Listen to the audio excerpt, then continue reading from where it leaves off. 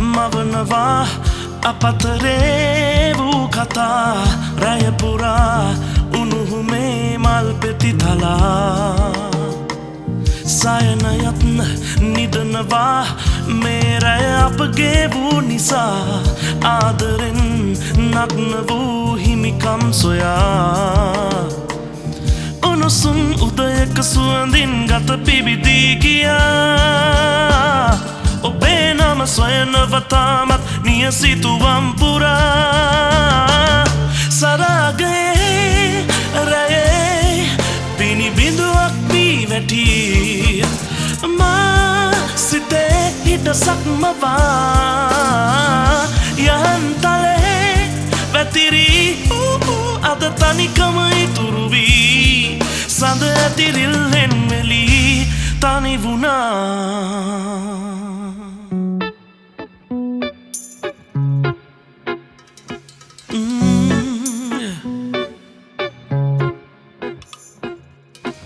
මාස එකයි දවස් තුනයි මුහුදෙන්නම් බෝට්ටුවෙන් ඉතාලියට ආවේ මං දේශාංශය වෙනස් වුණේ එහිදී දැන් සිනොරීනා නුඹ හින්දා මැරුණා මං අනාත වූ වෙලි කුණාටු සාගරේ කාසි නිසා අපි විඳවා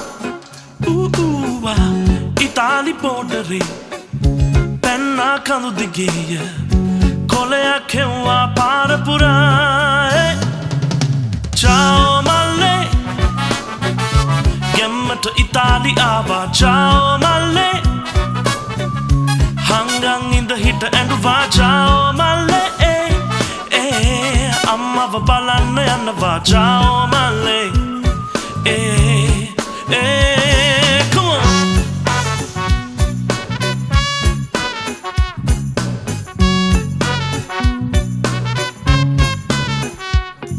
සිනොරීනා ඔයා එක්ක බිව්වේ මාගරීටා මං ගමේ හිටියේ කාලේ පැද්දේ හයර් එකට ආටා අපේ එහා ගෙදර නීටා ගෙඩොට තමයි රීටා මේ මාත් එක්ක පැනලා ගින් රැටන පරාටා සල්ලි තරා වෙලා මටම තිබ්බ සරට බූටා ඉතින් බෝට්ටුවට සල්ලි ගෙව්වේ උකස් කරලා ආටා මහ මුද මැද්දේ උයන් කෑවේ කරවල බං කට්ටා ඔබ දන්නේ නෑ මං කාපු කට්ට මගේ සිනොරීනා අනාත වූ වෙලේ කුණාටු සාගරේ කාසි නිසා අපි විඳවා ඉතාලි පෝඩරේ පැන්නා කඳු දිගේය කොලයක් හෙව්වා පාරපුරා චාෝ මල්ලේ ciao male hangang inda hit ඇඬුවා ciao male අම්මව බලන්න යනවා ciao male one more time come on hey ciao male කැමත ඉතාලි ආවා ciao male hangang inda hit ඇඬුවා ciao male අම්මව බලන්න යනවා ciao male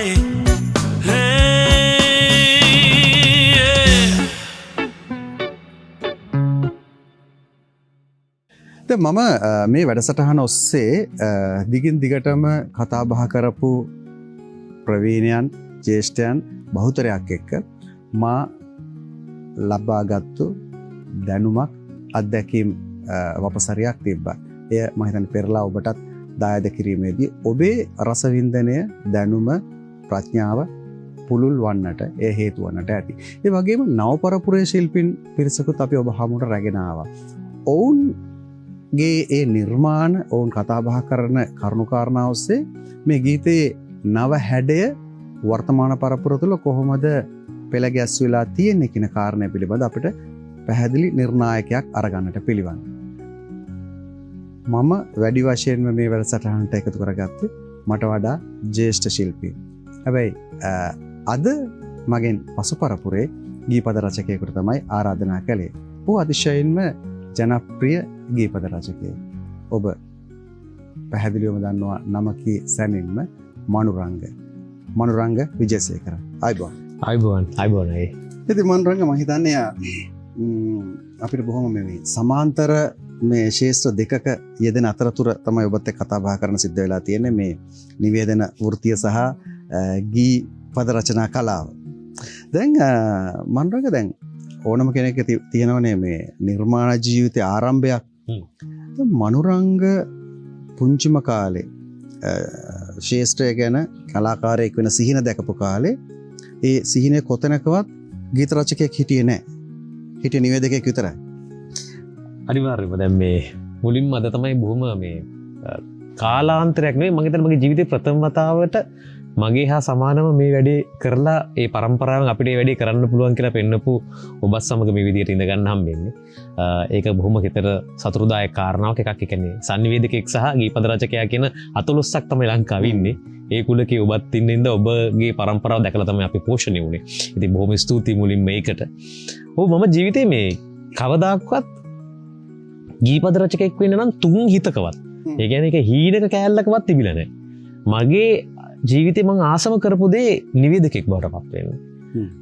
ඒකත් කරගන්න බැරි කොට කල්පනා කරා මොනවා හරි කමන්නේ. අඩුම ගන්න නාට්‍යයක් කරන තැනක තේ හරි ඇල්ලුවත් කමන්නේ නැහැ වගේ අදහසකට ආපු කාලපරාසෙකුත් තිබ්බා. නමුත් නිවේදකයා තමයි ජීවිතය තුල හිටියේ. දැන් පාසල් අවදීදී ඒතකොට එහෙම නිවේදන ශක්්‍යතාව මතුවෙච්ච අවස්ථාවක් තිබුණා.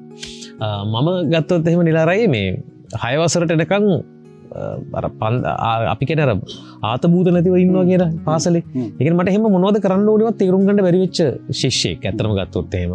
මම දන්නවා යම් කිසි ටිකක් ලියන්න කියන්න මොනවා හරි පුළුවන් හිතලා කරන්න පුළුවන්. හැබැයි ගණිතය වගේ විෂයන් හරිම අමාරුයි මට.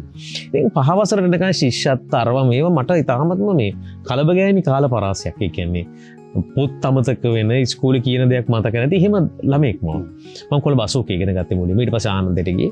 ඉතින් මේ 6 වසරේ තමයි මගේ ජීවිතේ ප්‍රථම වතාවකට මට මේ සහතිකයක් හම්බුනේ උදේ පාසල් රැස්වීමේ. කුසලතාවට කිසිම ඇගීමක් ලැබිච්ච පළමු ජීවිතේ මං එදා තමයි මිනිස්සු ගොඩක් ඉස්සරහට ගිහිල්ලා මෙහෙම නැගලා සහතිකයක් ගන්නකොට මිනිස්සු අප්පුඩි ගහද්දි මේක පොඩි ත්‍රිල් එකක් තියෙනවා කියලා දැනගත්තේ. ඒකත් හම්බුනේ චිත්‍රවලට වඩා චිත්‍ර දෙන්න පුළුවන්.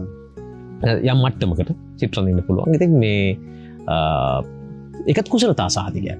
හැබැයි එදා පන්දන ගත්තා මේ සහතික ගන්නවා කියන එකේ පොඩි තෘප්තියක් තියෙන වැඩක් කියලා. එදායි නම් මම පාසලේ බාහිර ක්‍රියාකාරයන් සියල්ලටම ගිය ළමයි. ඉතින් කතික තරඟ විවාද තරඟ අරවා මේවා කරන්න පුළුවන් ගද්‍ය රචනා පද්‍ය රචනා ඔක්කොටම ගියා සහතික අවශ්‍යයි. ඊට පස්සේ ඔහොම ගිහිල්ලා යන කාල පරාසෙම මේ නිවේදකයා කියන වැඩේට පොඩි උනන්දුවක් ඇති වුණා. පාසලේ උදේ රැස්වීම ඇනවුස් කරනවා අරවා කරනවා. ওই කාලේ තමයි හේමලලින් කරුණාරත්න කියන අපේ හිටපු ඒ ජ්‍යෙෂ්ඨ නිවේදකයාගේ ස්වර්ණමය කාලේ. ඒ කියන්නේ යාගේ තිබ්බ ලයාන්විත භාවයට ඒ ලතාවට ඒ කතා කරන විදියට 9:05 බල්ලා පිස්සු වෙදිච්ච කාලයක්. ඒ කියන්නේ 9:05 තියෙන දවසට කොහෙවත් යන්නෙත් නෑ අපි. ඒක බලන්න මම හිටපු ළමෙක්. ඉතින් එයා වගේ වෙන්න තමයි ඕනේ උනේ. ඒක තමයි ආසාව. දැන් එහෙම ගිහිල්ලා ඊට පස්සේ හැදෑරුවේ වාණිජ විෂයන්. දැන් පාසලේ දැන් සාමාන්‍ය පෙළ කරලා ප්‍රතිඵලත් හොඳයි යම් මට්ටමකට. එතකොට කොළඹ ආනන්දෙට මම යනවා. ඉතින් ගියාට පස්සේ ගෙවල් වලින් දෙන්නේ අපේ ගෙදර තිබ්බේ ටිකක් වෙන පරිසරයක්. ඒ කියන්නේ අප්පච්චි බැංකු කළමනාකාරවරයෙක් හැටියට හිටියේ. ඉතින් එතකොට එයා ඉගෙනගෙන තිබ්බේ විද්‍යා විෂයන්. එතකොට ඔය වගේ ඔක්කොම ඉඳලා මේ පෞල් පසුබිම ඇතුළේම අධ්‍යාපනයේට පොඩි මේකක් තිබ්බා. මට ඉතින් කලා විෂයන් කරන්න ඇත්තටම ගෙදරින් දුන්නේ. ඒක තමයි ඇත්තම කතාව. ඒක මොකද ඒ කාලේ තිබ්බ සමාන දැන් අපේ පරම්පරාවට වඩා ඒ පරම්පරාවේ වැඩි වෙන්නත් ඇති. ඉස්සර තිබ්බනේ අර කලාකාරයෙක් කියන්නේ හිඟන්නේ එක වගේ හැඟීමක් තිබ්බනේ. පොඩි මොනවද කරන්නේ නිකන් මොනවද කරන්නේ දැන් ඕක කරලා වගේ එකක් තිබ්බා. කරලා ඇති වැඩක් නැහැ. ඔව් මොනවද දැන් කැම්පස් ගිහලා මොනවද කරන්නද වගේ එකක් තිබ්බා. ඉතින් මට අන්තිමට මට ගණන් බෑ කොහොමත්. එතකොට විද්‍යාව තෝරගන්න බෑ. එතකොට ඕකෙත් ගණන් කොටස් එනවා. අන්තිමට මැදට එන්න උනා කොමර්ස් කරන්න උනා. ඒ කියන්නේ වාණිජ. දැන් ඔහොම වාණිජ විෂයන් කරලා දැන් ඒ ඔස්සේ වැඩිදුර ඉගෙන ගන්නද අර සිංගප්පූරු ගියේ. නෑ ඒකත් උනේ දැන් වාණිජ විෂයන් කළා මම මේ රස්සත් කරා. ඒ කියන්නේ මේ රක්ෂණ ආයතන වල වැඩ කරා, අරවා කරා, මේවා කරා. මට අවශ්‍ය තෘප්තිය කියන එක මට එන්නේ නැහැ. මම ගුවන්විදුලි සංස්ථාවේ අභ්‍යාසලාභී නිවේදකෙක් හැටියටත් හිටියා. ඒකිනුත් එහෙම ලොකු මොනක මට අවස්ථාවක් හම්බුනේත් නැහැ.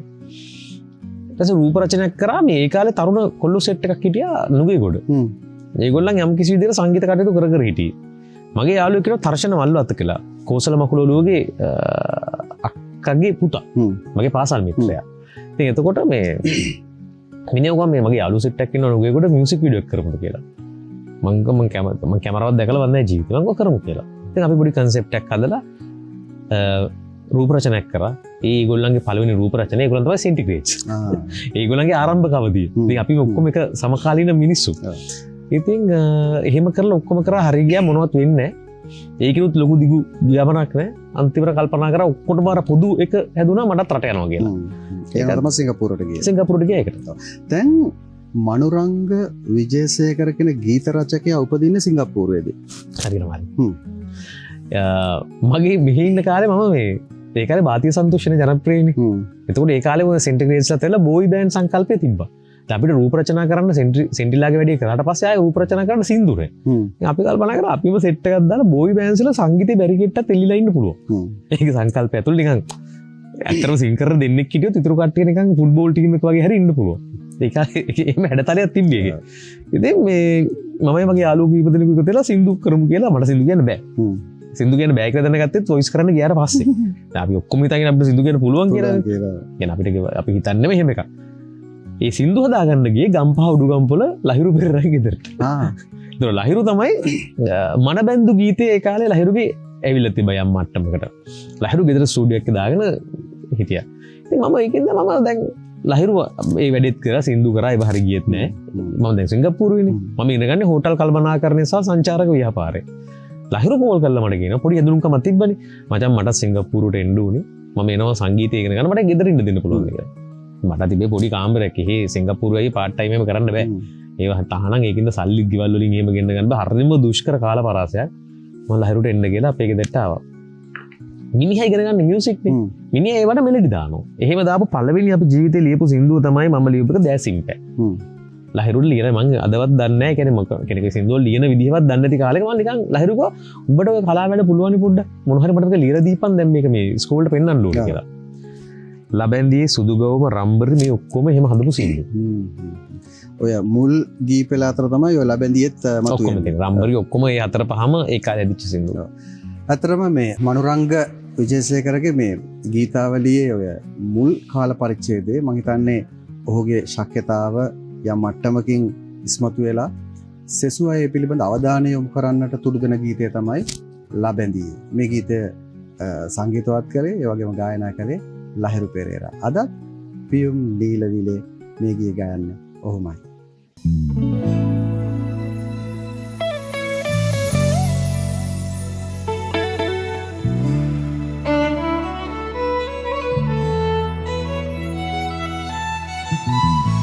ඔබ එන්න සුළගේ දැවටිලා මා ඉන්නේ අවදන් ඉකියා සුදුහංස තටුවේ සැතපිලා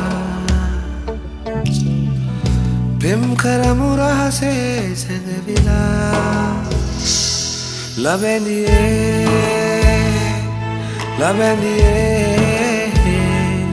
මා සිතුම්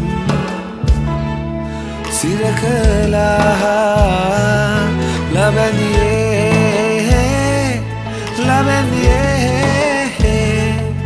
මා සිතින් පෙම් කළා නාදල්ල වාගේ දිතුලන මුදුහාදු අස්සෙන් මාතෙමා ඔය දෙතොල් අතරේ සිරවෙලා මට ඉන්න ඇත්නම් තනිවෙලා ලබැඳියේ මා සිතුම් සිර කළා ලබැඳියේ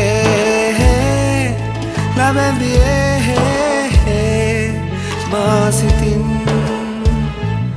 පෙම් කළා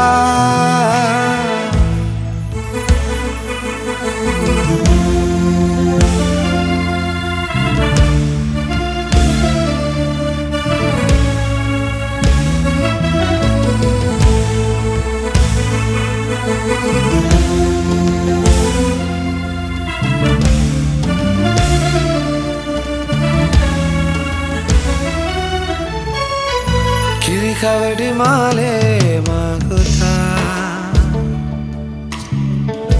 ඔය ගෙලේ පලදා හැඩ බලා මාවින්ද සතුටේ නිම්සොයා ඔබ යන්න සුළගේ අප තමා ලබැඳියේ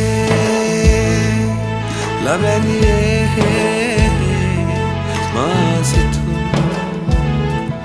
සිර කළා ලබැඳියේ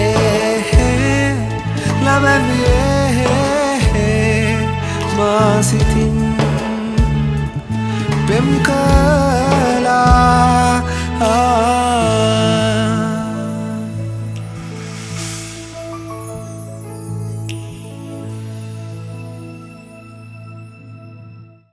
දැන් අපි මනුරංගත් එක්ක කතා බහ කරගෙන යද්දී ඔහු කිව්වේ දැන් ඔහුගේ ගී ගමන් මග පටන් ගන්න යාර සිංගප්පූරුවේ අධ්‍යාපනය කරන අවධියේ කියලා. දැන් සිංගප්පූරුවේ මොකද්ද ඔබ කරා කිව්ව සංචාර හොටල් කළමනාකරණය සහ සංචාරක ව්‍යාපාරය හොටෙල් මැනේජ්මන්ට්. දැන් ඔය දැනුම අරගෙන ඇවිල්ලා එතනින් කරපු දෙයක් නැද්ද? තියෙනවා. දැන් මේ වෙනකොට මගේ මමයි මගේ බිරිඳයි අතර පිරිත තමයි කරන්නේ. අපි දෙන්න පටන් ගත්ත කයිකෝස් කියලා අවන්හලක් තියෙනවා. ඉතින් කොහොමද තියෙනවා ඒක මම ඒක කරන්න හේතුව තමයි අර ඇත්තටම ඉගෙන ගත්ත ටික එහිම් පිළි මොකද මම ඊට සිංගප්පූරුවේ හිල්ටන් එකේ තමයි වැඩ කරේ මැනේජ්මන්ට් ට්‍රේනින් කෙනෙක්. ඒක ඔක්කොම නවත්තලා තමයි මම ඒක තීරණයක් ගන්නේ ගීපද රචකෙක් වෙනවා කියලා. ඒකකින් අර ඔක්කොම ටික මෙහෙම ඉවරයි. ඉතින් ඒක කාලාන්තරයක් ගිය ඊපස්සේ මට හිතුණා ඒක ප්‍රයෝජනයක් ගන්න මොකක් හරි කරන්න ඕනේ. මොකක් හරි ඒක මොකද ඒක මම ඒක කරන්න ගියාට පස්සේ මට තේරුණා ඒක හරියට තාමත්ම රසවත් මේ විෂයක්. මොකද ගොඩාක් මිනිස්සු හම්බෙන කතා කරන උන්ට ආගන්තුක සත්කාරය කරන මිනිස්සු සතුටින් තියෙන ඒකත් පොඩි කලාවක්. ඒ කලාවටත් මම කැමති වුණා. අතරම මේ මනෝ හිතන විදිහට මනෝරංග තුල ඉන්න ව්‍යවසායකයාද නිර්මාණකරුවද වඩාත් ප්‍රබලයි. මම හිතන මං එක මිශ්‍රණයක් කියලා මට හිතන විදිහට මොකද හේතුව මම වැරදිලා හරි කොමර්ස් කරපු එක අපේ ගෙවල් වලින් මට ෆීඩනයක් දීලා මාව වාණිජ්‍ය විෂයන් උගන්වපු එක ගැන මම දහස් වාරයක් දැන් සතුටු වෙනවා. දැන් ඊට පස්සේ සිංගප්පූරුවෙන් ආවයින් පස්සේ මම හිතන කාලයක් සුනිල් පෙරේරා මහත්මයාලා ගෙදරත් නැතලා හිටියා. ඔව් දැන් ඒකත් පොඩි කතාවක් තියෙනවා. දැන් අපි දැන් ලහිරු ඉගෙනගෙන ඉවරලා දැන් සින්දු දාලා නැහැ ලහිරු ලංකාවට ආවා. ලහිරුගේ යාළුවෝ තමයි ඩැඩි සංගීත කණ්ඩායම. එතකොට ඔය චිකාලා ගයාන්ලා ඔක්කොම යාළුවෝ මොකද මස්සිනාසා බොරුකාරී සින්දු දෙක රෙකෝඩ් කරලා තිබේ ලහිරුගේ ස්ටුඩියෝ එකේ.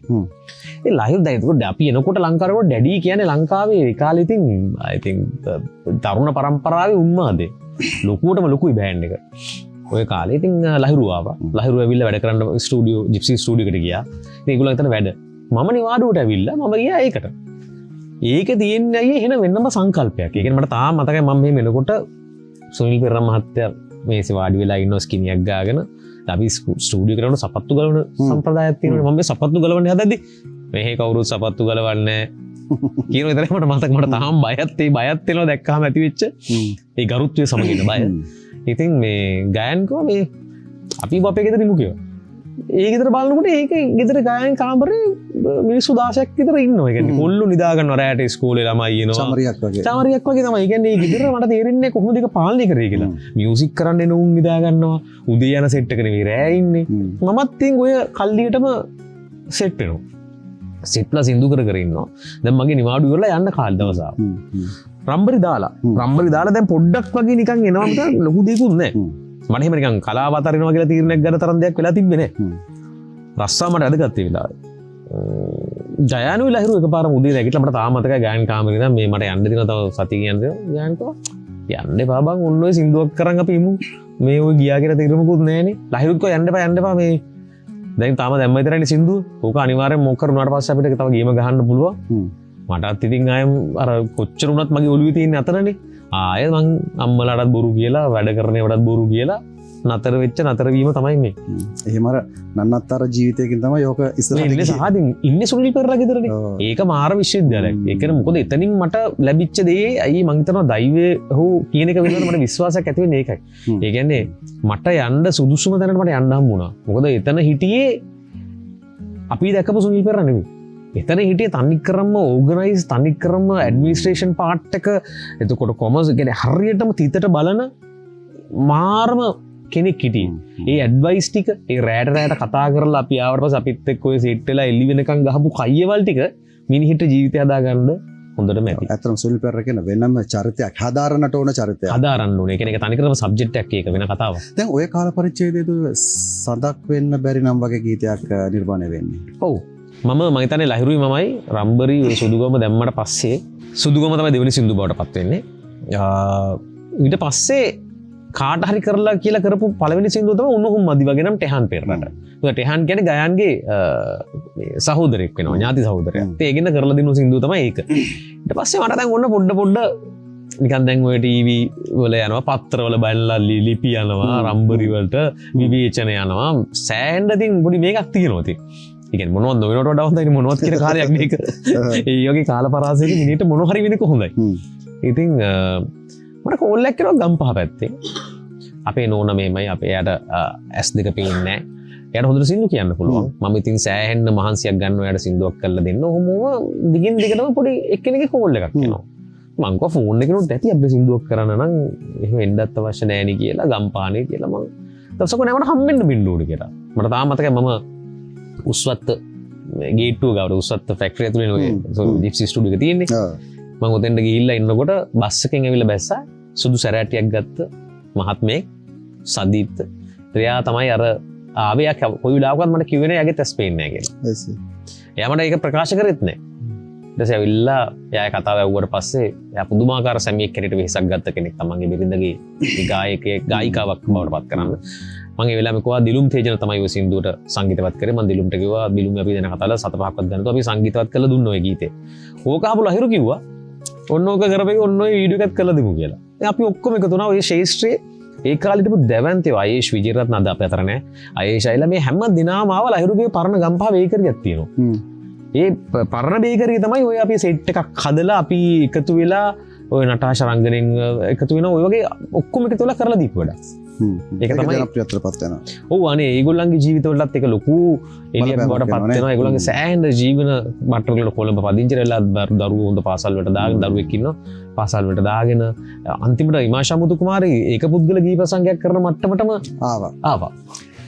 ඉමාෂා මුතු කුමාරි අතිශය ජනප්‍රිය ගාන ශිල්පිනියක් විදිහට පෙරට ආවා. දැන් ඇයට ලෝකයේ නොපෙනුනාට ඈ ගැයූ ගී වලින් මම හිතන්නේ අපිට ලෝකයේ දකින්නට අවශ්‍ය දැස් ළඟා කරවන්නට ඇයට හැකියාව ලැබුණා. අපි බලමු මේ ගීය යලි ප්‍රතිනිර්මාණය කරද්දී අදට අපට දැනෙන හැඟීම කොයි වගේද කියලා.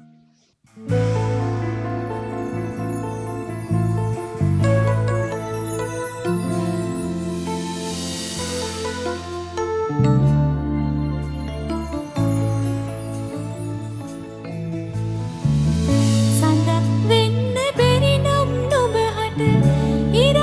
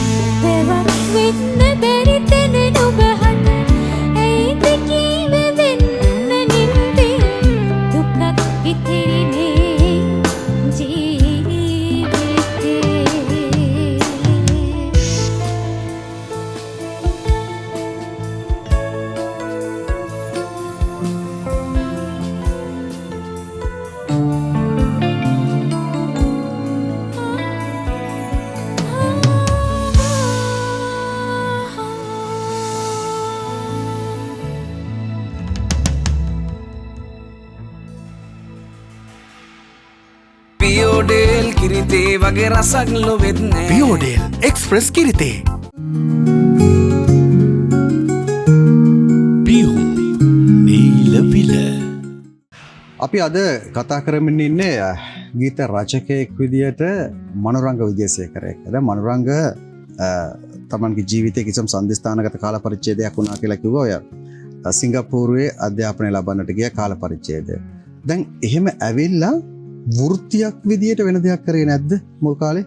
නෑ කිසිම දෙයක් කරේ නෑ. වෘත්තිය අදටත් කරන්නේ නැහැ. අදටත් කරන්නේ නෑ. අදටත් මම පූර්ණ වශයෙන්ම කලාකරුවෙක් හැටියට තමයි ජීවත් වෙන්නේ. ගීපද රචකයෙක් නිවේදකයෙක් හැටියට තමයි ජීවත් වෙන්නේ. ඇත්තටම එහෙම ගීපද රචකයෙක් විදියට වෘත්තිමය වශයෙන් පැවැත්මක් හදා ගැනීම අභියෝගයක් නෙමෙයිද? මෙහෙම උත්තරයක් දුන්නොත් මට සාපේක්ෂ උත්තරයක් දුන්නොත් එහෙම කෙනෙකුට කියනකොට ඒක අභියෝගයක් හැටියට මටත් අභියෝගයක් හැටියට දැනෙත දැන් තියෙනවා. මම කියන්නේ මගේ මුල් කාල පරාසයෙන් ඉතාමත්ම කළු පැහැති. මම තීරණයක් කරන් රස්සාවක් නතර කළා ඔක්කොම නතර කරලා පටන් ගත්තට මේක හිතන තරම් ලේසි පහසු කාර්යයක් නෙවෙයි. නමුත් මම කියන්නේ ඒකයි මට හිටිය මාර සන්නද්ධ මිතුරු කැලක්.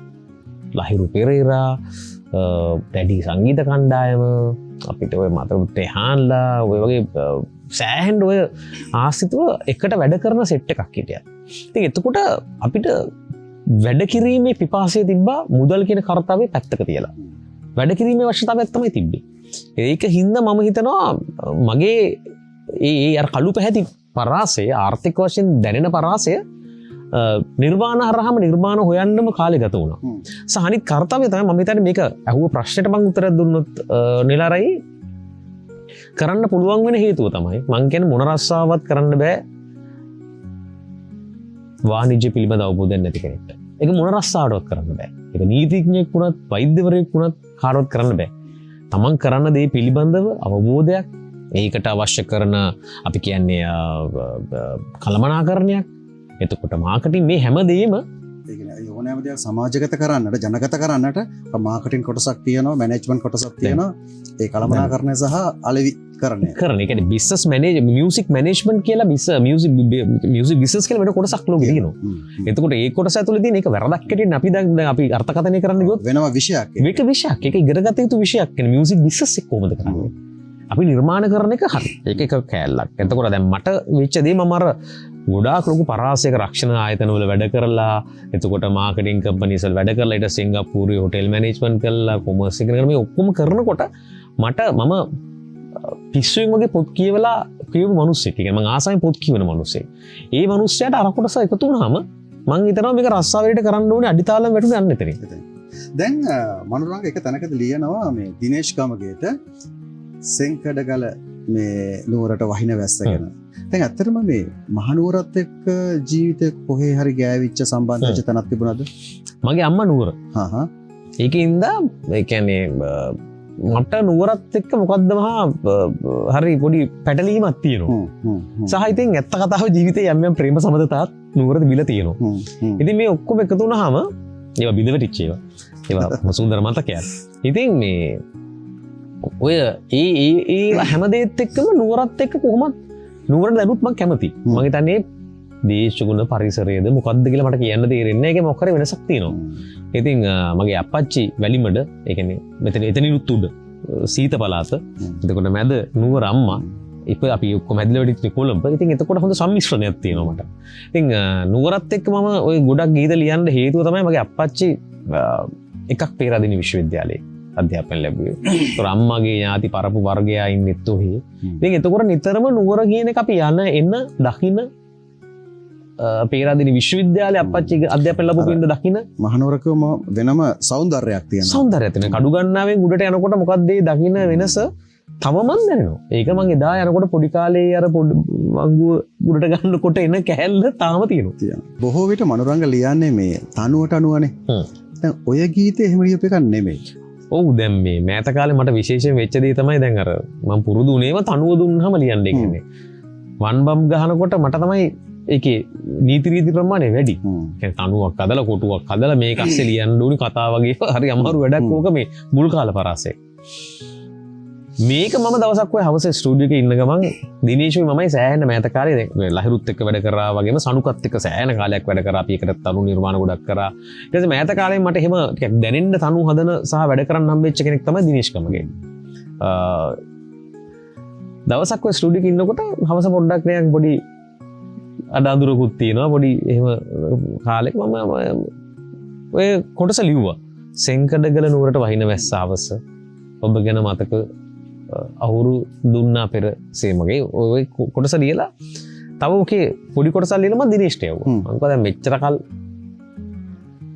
උඹ යුවහම මම ලියනවනේ දැන් මේකට තනුවක් දාන්න කියලා ඒක වැඩ කරා වැඩේ මොකද දිනේෂ් බොහොම මේ දිනේෂ්ට පොඩි ආකෘතියකට එකතු වෙන්න ඕන ඒ දිනේෂ් නිදහසේ හදපු තනු වලින් තොරව ආකෘතියකට එකතු වුණාට පස්සේ තමයි ඔය වගේ පොඩි වැඩක් ආවේ ඒකයි ඔකේ මම මතකද වර්ස් 3ක්ද කොයිද තියෙන්නේ එක දිගට එක කොටස් 3ක් තියෙනවා දැන් ඒ ගීතය අතිශයම ජනප්‍රියත්වයටපත් වුණා මම හිතන්නේ මේ නවපරපුරේ සහෘදයෝ රසිකයෝ මේ ගීතයත් එක්ක වගේම මේ ශිල්පියා එක්කත් දැඩිසේ බැඳුණා දිනේෂ් ගමගේ කියන නවපරපුරේ ජනප්‍රිය ගායන ශිල්පියෙක් අපි දිනේෂ්ට ආරාධනා කරමු මේ ගීය ඔබ වෙනුවෙන් ප්‍රතිනිර්මාණය කරන්නට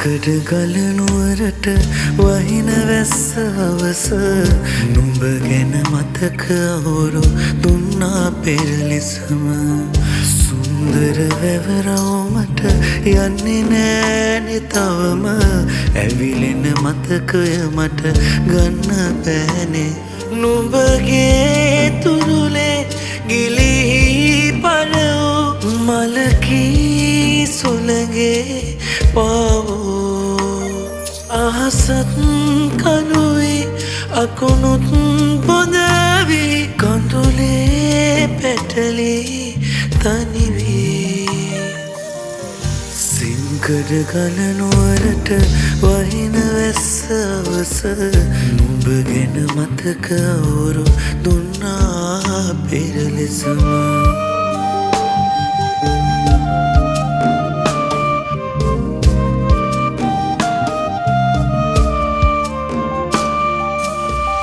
අත්වැල් පටලාගෙන පියඹුව හන්තාන තවමත් නොලෙසට ඉන්නවානේ තනිව වැවුදිය නිසල වෙලා මගේ හදවත වගේම දළදා සමිඳු පීට විතරයද අහසත් කනුයි අකුණුත් බොඳවී කඳුලේ පැටලි තනිවේ සිංකඩ ගලනුවරට වහින වැස්ස අවස නුඹ ගැන මතක හොරු දුන්නා පෙරලෙසම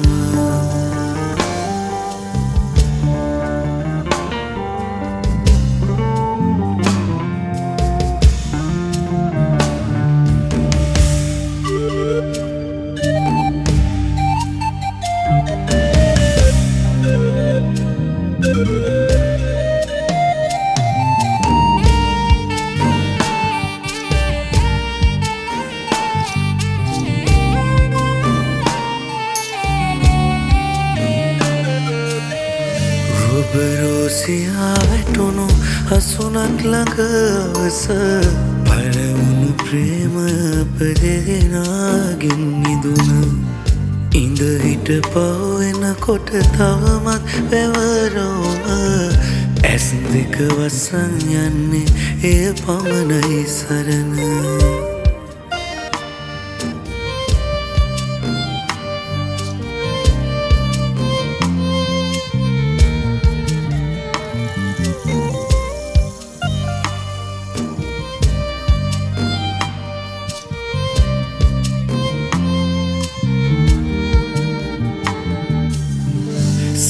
සිංකඩ ගලනුවරට වහින වැස්ස අවස නුඹ ගැන මතක අවුරු පෙරවිසම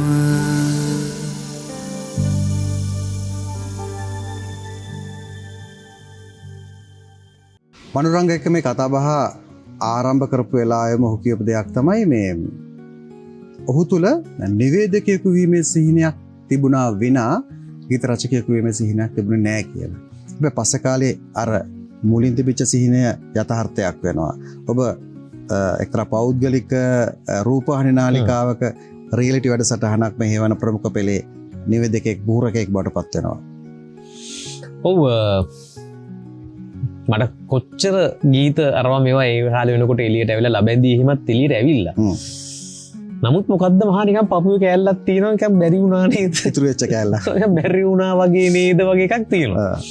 ඕම ඉන්නකොට මම වැඩසටහන් වලට යනවනේ දැන් මේ වගේම දැන් ගීපද රචකෙක් හැටියට යනවා.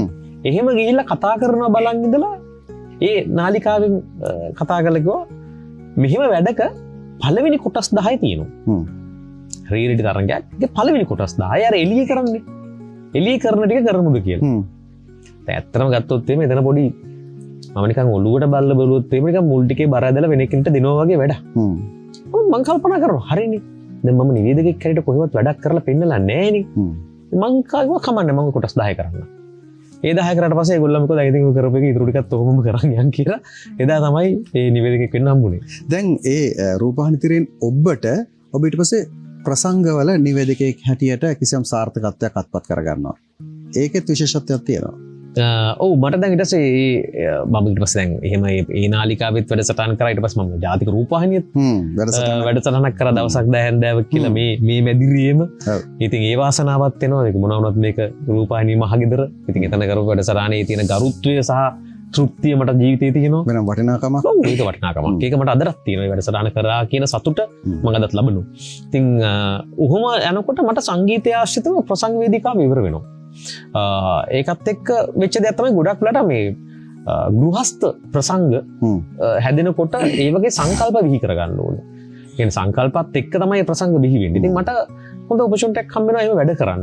දැස්සා මට කියන්නේ අපි ওই වගේ ඊට පස්සේ ඒකත් එක්ක ඉතින් විදේශ ප්‍රසංගද අරවද මේවද දැන් ඇත්තටම වෙන්නේ අපි concept එක හදලා concept එක තමයි දෙන්නේ. සංවිධායකයට. ඒ කියන්නේ ගොඩක් අය සංවිධායකවරු මට කතා කරන්න නිවේදනය කරන්න පමණක්ම නෙවෙයි. ඒකේ ඒ වැඩේ ඇතුලේ තියෙන සම්පූර්ණ කෑල්ලට. ඉතින් ඒ වගේ හරි තෘප්තියක් ලැබෙනවා. මොකද මට එකක් නිලාරයි මේ එලිමහන් ප්‍රසංගයම් ප්‍රමාණිකුත් එතකොට මේ අලුත් සංගීත කණ්ඩායම් ඔක්කොම අතක එලිමහන් ප්‍රසංගත් ගෘහස්ත ප්‍රසංගත් කියන මේ දෙකේම ඉන්න හම්බ වෙනවා. ඉතින් එතකොට අත්දැකීම් දෙකක්. අතන තියෙන වෙන හොඳ නටලා කරලා Java සම්පන්න ප්‍රාසංගික අත්දැකීමක්. මෙතන පොඩ්ඩක් බොහොම තැම්පත් වෙලා සින්දුවක් අහන අත්දැකීමකදී ওই දෙකම හම්බ වෙනවා. දැන් ඊට පස්සේ කාලේ මනුරංග ලියපු ගීතයක් අතිශයින්ම ජනප්‍රියත්වයට පත් වෙනවා මන්දපමා. මේ ගීතය තනුව නිර්මාණය කරන්නේ දිමිත්‍රි වෙන්ඩෝ. දිමිත්‍රි ෆොන්සේකා. ඔව් මම නිවැරදි නම් ඔව් කුමාරියා සමග දිමිත්‍රි තමයි ඕකේ වැඩේ ඉතියි. දැන් ඇත්තටම මේ ගීය ඉතාමත් කෙටි කාලෙකින් ජනප්‍රියත්වයට පත් වුණානේ. ඇත්තටම මොකද්ද හේතුව වෙන්නට ඇත්තේ? කුමාරියා කියන්නේ කුමාරියා උමාරා. ඒක මම කියන්නේ ඒක එකක්. ඒ දෙන්නෙක් වුණාට ඒ උමාරියා එක්ක උමාරා මතක් වෙන එකත් උමාරියා මතක් වෙන එකත් අතිශය සාමාන්‍ය කාරණාවක්. උමාරියා සහ උමාරා කියලා කියන්නේ මම කියන්නේ මේ යුගයේ බිහි වුණ ඉතාමත්ම ප්‍රමිතිගත හඬවල් දෙකක්.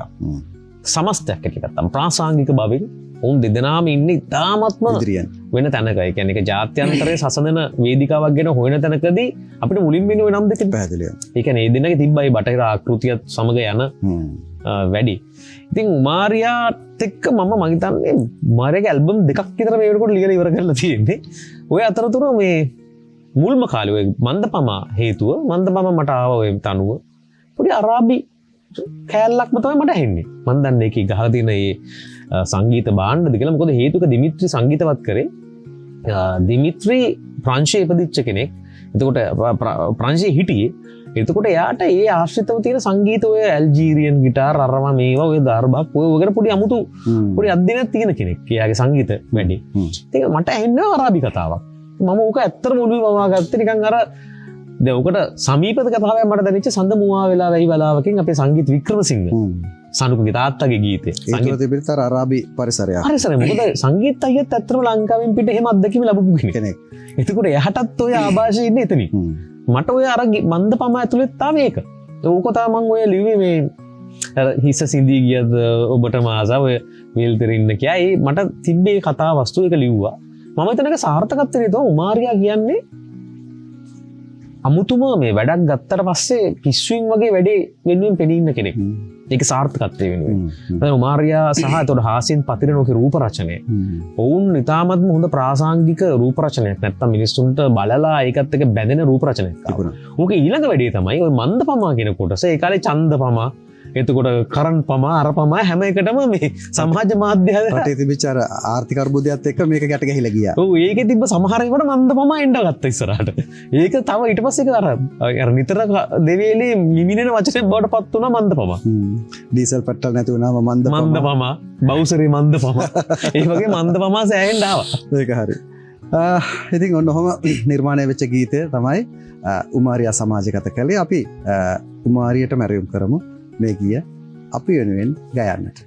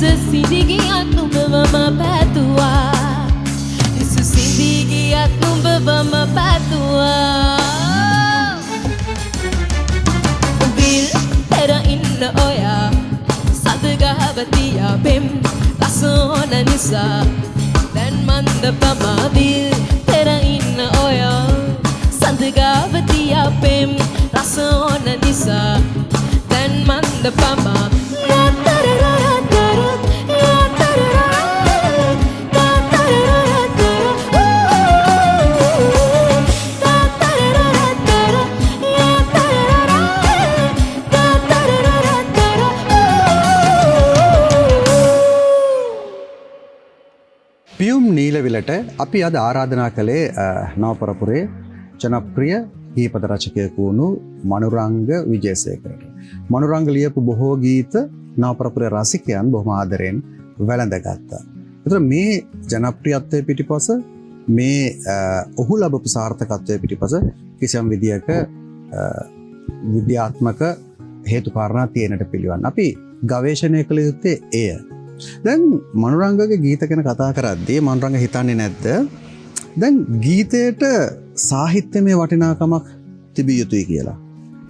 ඔව් අනිවාර්යයෙන්ම සාහිත්‍ය වටිනාකමක් තියෙනවා. සාහිත්‍ය කුමන සාහිත්‍යද කියන එකත් බලන්න. අපි හිතමු දැන් එන අපි තනුවට ගීතයක් නිර්මාණය කරන කියමුකෝ. දැන් මේ කතාවයි නිලාරයේ මූර්ති ගීපස රචකයෙක්ගේ පැත්තෙන් එන කතාවක්. ඒ කියන්නේ අපි නිකන් මේ නිකන් නිදහසේ හවසට ගීතයක් ලියනවා කියන තැනින් නෙවෙයි. මම මේක කරන්නේ වෙන විදිහකටනේ. ඒතකොට දැන් මට මේකට උත්තර දෙන්න වෙන්නේ මම දකින විදිහට. දැන් තනුවක් එනවා කියන්නකෝ. ඒ එනකොට ඒ තනුව ගායනා කරන ගායකයා. ඔහු ආමන්ත්‍රණය කරන රසිකයන් කවුද? එතකොට ඔහු මේක ගීතෙන් බලාපොරොත්තු වෙන්නේ මොකද්ද? මට ඇත්තටම මේ ගීතය ඇතුළෙන් දැනෙන්නේ කුමක්ද? ඔය ඔක්කොම ටික මුලින්ම හොයාගන්න ඕනේ. සහ සංගීතවත් කරනකොට මේ සංගීතවත් කරද්දී මොන විදිහටද මේක සංගීතවත් කරන්නේ? දැන් මම ඉස්සෙල්ලා කිව්වා අර මන්දපමා තනුව අහද්දී මට දැනුනේ පොඩි අරාබි ආකාරයේ මේක සහ සංගීත භාණ්ඩ හරහා. එතකොට තමයි මම ඒකට ඒ අනුකූලව හැඩ ගැහුනේ. එතකොට දැන් ගුණයාගේ බජවදාන කාමරය කියන්නේත් මට සාහිත්‍ය කෘතියක්. මට ලිඳලඟ සංගමය කියන්නේත් සාහිත්‍ය කෘතියක්. මොකද කොළඹ අශෝකේ ආනන්දී ගිය දරුවෙක් හැටියට ශිෂ්‍යයෙක් හැටියට මම මේ පරිසර පද්ධතිය දැකලා තියෙනවා. මරදානේ පරිසර පද්ධතිය ඇතුලේ අපි හිටියා. අපි ගැවසුණා. අපි ඇවිද්ද කරා. එතකොට ඒක හරිය ලස්සනට ඒ ගීත ඇතුලේ ලියලා තියෙනවා. මං කියන්නේ මේ පරිසරේ ඒක සාහිත්‍යයක්. මේ නාගරික සාහිත්‍යය. එතකොට දැන් ගමේ මිනිස්සෙක් හැටියට කියන මගේ අම්මා අප්පච්චිලා ගම්වල ඉන්න කට්ටිය හැටියට අපි හිටපු කට්ටිය හැටියට අපි මේ පැත්තේ ගියාම ඒකත් දකිනවා.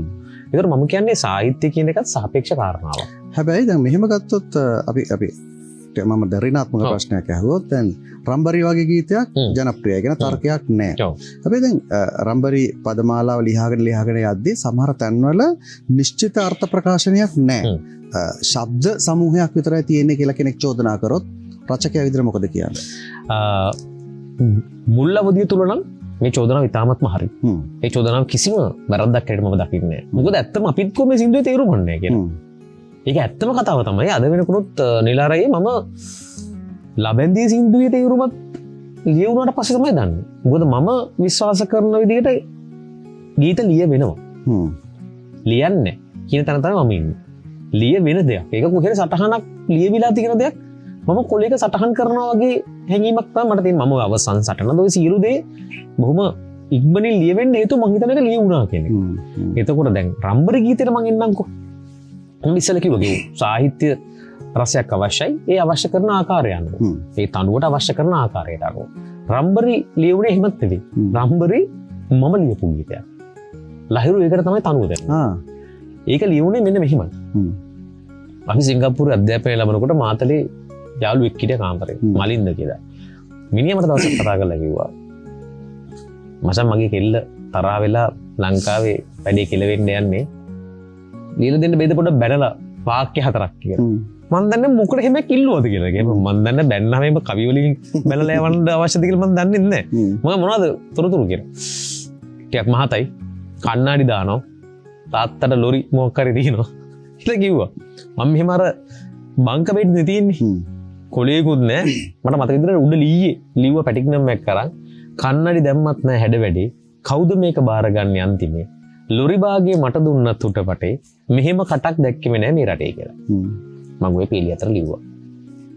එළියලා ඉඳාගත්තා. උඩ ගිහුවා මෙන්න මේක ගහලා යවපන් කියලා. ඉතින් මිනිහා ගහලා යවන්න ඇති මට ඒක අදාළත් නෑ. මං ලහිරු ඉඳාගන්න විල මිනිහා ඔක දැකලා කිව්වා ෂා මේක නියමයිනේ පොඩි 68 එකට ලහිරු පෙරලා කියන්නේ අයියේ 68 බයිලා සින්දු ගායනා කරපු කෙනෙක් නෙවෙයි. ලහිරු කියන්නේ DS එකේ ගාන්ධර්ව ෂෝ එක කරපු මේ ඉතාමත්ම වෙන ලහිරු අපිත් එක්ක සෙට් එකක් දුනත් කියන්නේ වෙන ලන්දුනේ අරම ඔක ලැබෙන්දී හැඩ හුරුවේ ගායකෙක්. ලහිරු රම්බරි කියනකම බයිලා කියලා නෑ. මිනිහා මෙලෙක දාලා කොහොම මේක නියමයි බයිලා සින්දුවකට. හැබැයි වැඩි තියෙන්නේ මේක නිකන් සින්දුවේ මැද කෑල්ල වගේ ඉස්සරහේ පස්සයි දාලා දෙන්න බැරිද කියලා. මැදින් පටන් කරන් ඉස්සරහයි පස්සයි දැම්මම ඔය වගේ තමයි වෙන්නේ. හැබැයි මට පසු කාලෙට තේරිච්ච දෙයක්. රම්බරි ඇතුලේ මම ලියලා තියෙන්නේ මම දැකපු මම අත්විඳපු ජීවිතේ.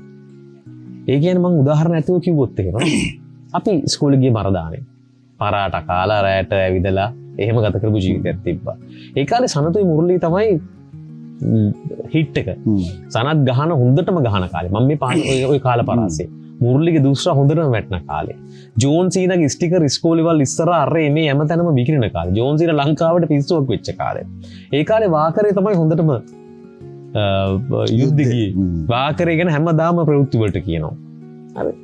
මම මේ කල්පනා කරා මොනවද මේ බලනකොට මේ එදින්දා මම ජීවිතය තුළ අත්දැකපු මම දැකපු අහපු ප්‍රවෘත්ති තොරතුරු ඒ මම මගේ ඇතුළේ තිබ්බ මම හැබැයි ඒක පරීක්ෂණය පමණයි මොකද මේ ගීතෙන් පස්සේ ඒ වගේ ගීත ලියන්න ඕනේ කියලාවත් ඒ විදිහට මේක පවත්වාගෙන යන්න ඕනේ කියලා අවස්ථාවක් නෑ ඒක හරි ඔබ කියපු කාරණේ දැන් අතරම දැන් එහෙම කිසියම් විදියකට කිසියම් හැඩයක් නිර්මාණය වුණාට ඒක මරගෙන යන්න ඕන කියලා එකක් නෑ. ඉතින් ඔබේ ගීතත් ඊට පස්සේ ඔය ඉතින් පස්සේ අපි සුදු ගවුම ලබැන්දී වැඩි වෙන්නේ සුදු ගවුම ගීතය කියන්නේ මේ වෙන මේ ගමක ආදර කතාවක් දීනේ. වැඩි රම්බරි තරාදියෙන්ම තමයි ඒකටත් ගිරලා හම්බුනේ. හැබැයි ඒකට සුනිල් පෙරේරා මහත්මයා හරි මේ සෑහන රම්බරි ආපු දවසල සුනිල් පෙරේරා මහත්මයා අපි ගෙදර හිටි සෑහන සහයෝගයක් දුන්නා. කතා කරලා එයා පත්‍ර කන්තරු වල දැන් ඔය ලියලා බැලලා හැම ලියලා තියෙනවා ගන්නවා. දැන් ඔය හින්දි සින්දු හද්ද ඔහෙලා ඕක තේරුම් දන්නවද? ඔය නටලා ගෙදර යන්නේ. දැන් ඔය රම්බරි සින්දුවර නටලා ගෙදර යන්න. මොකද ඕක ඔය ළමයිට වැඩ කරන්න තව අවස්ථා දෙන්නකෝ. ඔය පළවෙනි සින්දුවනේ. තව ඉතින් එතනින් පස්සේ ඒ ළමයි මොනවා හරි කරහින්නේ. ඇත්තටම මේ සෑහෙන විවේචනාව නේද? විවේචනාව මට මතකයි මේ දැන් ඉවර ගමන්ෙන්ද මං හරි හරි අමුතු ඒවා ඒ කියන්නේ මට මතකයි බුද්ධදාස ගලප්පති මහත්මයා ලියලා තිබ්බා තුන්දොස් කිපුණු පද රචකයෙකු ලියපු ගී පද රචන කියලා ඉන්න ආටිකල් එක. නමත් අපේ අම්මා මට කතා කරනවා මේ අර ඉන්න රටටම ඵලයන් මොනවද කරන්නේ. හැබැයි මම හරි සතුටු අකේ එහෙම මේ විවේචනේ අපි බාරගත්තේ ඒක තරහකින්වත් කිසිම දෙයක් නෙවෙයි. ඒකනේ දැන් උනත් මතක් කරලා කියන්න පුළුවන්. ඒ බඳු විවේචන එන්නට ඕනේ. ඒ ඔස්සේ තමයි උපමට්ටම් වෙලා නිර්මාණකරුවෝ කඩගන්නේ. එතනින් පස්සේ අපි සෑහෙන්න මේ ප්‍රායෝගිකව ඊට පස්සේ තව පරීක්ෂණ මට්ටමින් ඉස්සරහට ගියා. මොකද ඒකත් එක්ක ලොකු ඇත්තටම මොනවත් නැති කාලේ එතුමාලා එහෙම ලියපු වගේනුත් අපි උත්තේජනයල්ල පැහැදිලිව. දැන් අර කලින් ඔය ගීත ගැන කතා කරද්දී අවසන් සටන ගැන මතක් කරානේ. ඒ ගීතේට කිසිම මූලාශ්‍රයක් තිබ්බ නේද? ඔව් සනුක වික්‍රමසිංහත් එක්ක දැන් ඔය මම සනුක මුලින්ම මේ පටන් ගන්නකොටත් ගායනා කරා සරාගේ සාචාව මල්ලි. චාව මල්ලි. ඉතින් සනුකට ලියපු පළවෙනි ගීතේ සරාගේ. ඒක තමයි මම සනුක කියන තරුණයා ඒ කාලේ මියුසික් කවන්න කියලා ලහිරුගේ ශිෂ්‍යෙක් හැටියට ඉන්න කාලේ අඳුනගත්තා. ඉතින් අපි ඒ කාලේ තීරුම් ගන්න තිබ්බ දෙයක් මූ සාමාන්‍ය එකෙක් නන් නෙවෙයි. ඒ කියන්නේ මොකක් හරි ඒ පෞල් පසුබිමෙන් ආපු ඒ කියන්නේ සංගීතයේ තාත්තත් මේ සංගීතය සම්බන්ධ ලංකාවේ ලොකු සේවයක් කරපු කෙනෙක්. එතකොට ඒ DNA එකේ අග්‍ර ප්‍රතිඵලය සනුකට ඇවිල්ලා තිබ්බේ. මොකද ඒ තරුණ වයසේම එක තේරෙනවා. සනුක නිකන් ඉන්නකොට ඒ වයිබ් එක තිබ්බ සනුකගේ. ඒ කියන්නේ අපි දැකපු දේවල් අතර. ඉතින් මට ඔය සරාගේ තනුව මට තාම මතකයි ඇවිල්ලා මේව කරා. මම ඒකට ඔය නියරට අමවනවා අප අතරේ වූ කතා කියන ඔය කතාවක ඒකටත් පොඩි මතභේද තිබ්බා. ඒක ඇත්තටම one night stand කියන ඒ කියන්නේ බටහිර ආකෘතිය තුල තියෙනවා සමහර හමුවීම්. ඒ ජීවිතවල ඒ සමහර හමුවීම් ඒ මොහොතෙන් පසු ඒ හමුවීම් නැවත වාරයක් ජීවිතේ කොයිවත් තැනක සටහන් වන්නේ නැහැ. ඒ සටහන් මතකයේ තුල පමණයි තියෙන්නේ. ඒ බටහිර සංස්කෘතිය තුළ තියෙන එක. ඒක බටහිර සංස්කෘතිය තුළ තියෙන දෙයක්. ඒක අපේ පරිසර පද්ධතිය තුළ ඇති. නමුත් අපි ඒක ගොඩක් එන්නේ නැහැ, නිරාවරණය වෙන්නේ නැහැ. අපි ගොඩක් කලා නිර්මාණ ආරා ඒ දේවල් නරඹලා තියෙනවා. ඉතින් උක පස්සේ චාව මල්ලි ගීතය කරනවා. ඒකත් මම අතරම ඉතාලියේ එහෙම සංචාර වලට යද්දි එහේ අපේ ලංකාවේ කට්ටිය කොහෙ දැක්කත් චාව මනුරංග චාව නිලා. ඒක හරි මේ ඇවිල්ලා උකත් එක්ක ආපු කතාවක් එහෙ ඉන්න. මට සනුකගේ තිබ්බ දැන් ඔය පොඩ්ඩක් ඒව ටිකක් අර පොප් පරම්පරාවට ළඟ රෙගී පොප් පරම්පරාවට ළඟයිනේ. සනුකගේ මොනවා වුණත් පොඩි වෙන අමුතු කෑල්ලක් තියෙනවා කියන එක අපි දැනන් හිටියා. ඒ කියන්නේ මේ වෙන මොකද පෙරවදනක් ගීතය ඇවිල්ලා තිබ්බේ. සනුකයි මම ඇත්තටම මේ ගීතේ කරේ වෙන වැඩකට. ඕම හදලා තිබ්බ ගීතයක්. අවසන් සටන ගීතය කියන්නේ මගේ අප්පච්චි මම කිව්වා පේරාදෙණිය විශ්වවිද්‍යාලයේ විද්‍යාර්ථියෙක් හැටියට ඉන්න කාලේ අපේ අම්මව හම්බෙන්නේ පේරාදෙණිය විශ්වවිද්‍යාලයේ අපේ අම්මගේ අයියයි අප්පච්චි බැචාලා. ඔය පෙර උද්ඝෝෂණයක් වෙලා කකුලක් හරි මොනවා හරි වෙලා මන් දන්නේ කඩාගෙන මන්ද ඒකද මත කොහොම හරි කකුල මොක් කරලා ගෙදර අරන් ගියට පස්සේ තමයි අපේ අම්මව සෙට් කරගෙන තියෙන්නේ.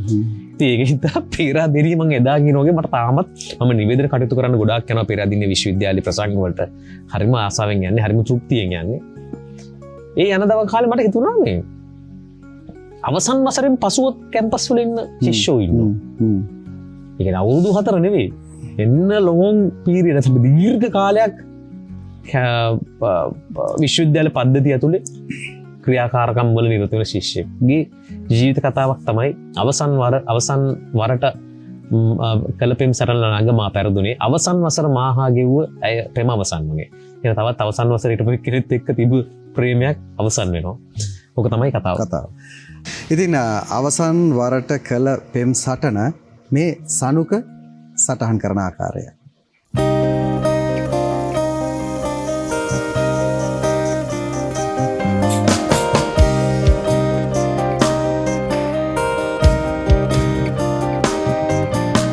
අවසන් වරට කළ පෙම් සටන ළඟමා පැරදුනේ අවසන් වසර මහා ගෙව්ව පෙම අවසන් වුණේ සරසවි උයන තනි වූ දිනක මා එහි තනි වුණේ විඳි පෙම් සුවඳ මහා වැලි ඉවුර ළඟ මිහිදන් කළේ විඳි පෙම් සුවඳ මහා වැලි ඉවුර ළඟ මිහිදන් කළේ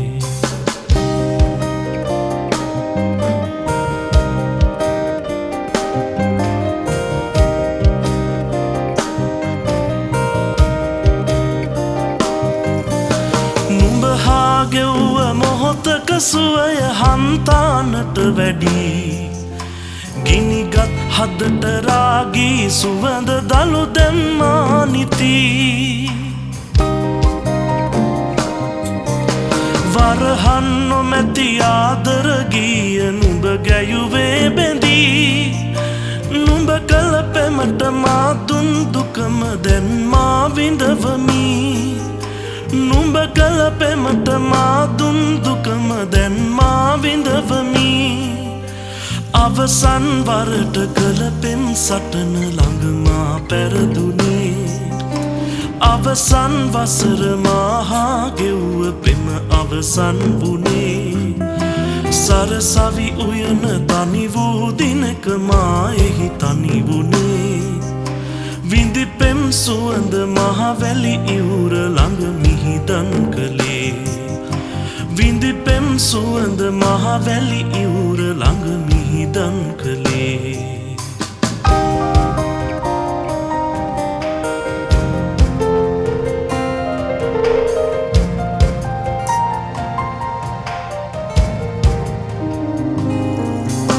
මල්වර නැකත වැරදී උන්න ඇය හාමා බැඳී සංවර සසර ළඟ මා නිරය මැව් බව මා දනී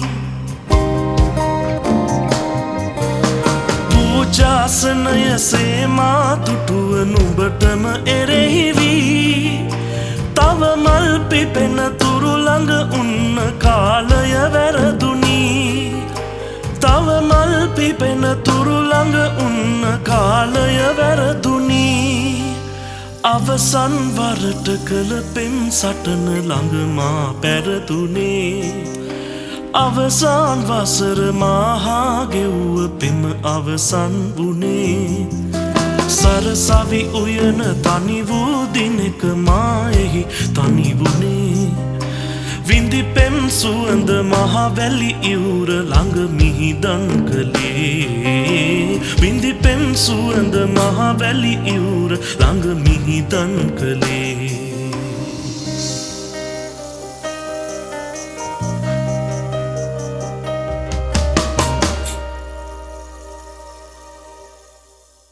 ගමටත් කිරි රටටත් කිරි ඕෂණයෙන් පිරි සූරිය කිරි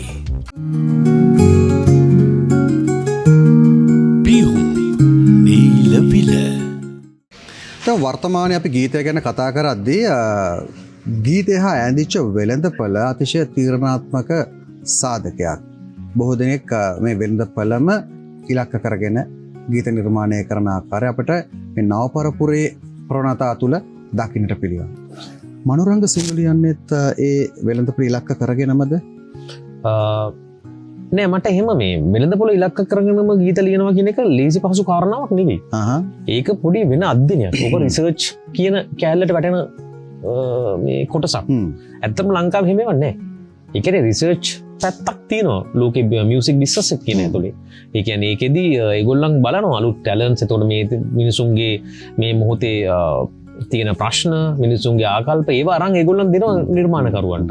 මෙන්න මේ වෙලාවේ ලෝකෙ මෙන්න මෙහෙම තැනක මිනිස්සු හිතන්නේ. තරුණ පරම්පරාව ඉන්නේ මෙන්න මෙහෙම මතවාදයක. නැත්නම් මේ කාලේ මෙන්න මෙහෙම යුද්ධ තියෙනවා. එතකොට මිනිසුන්ගේ ඔළුවට දැනෙන්නේ මෙන්න මේවා.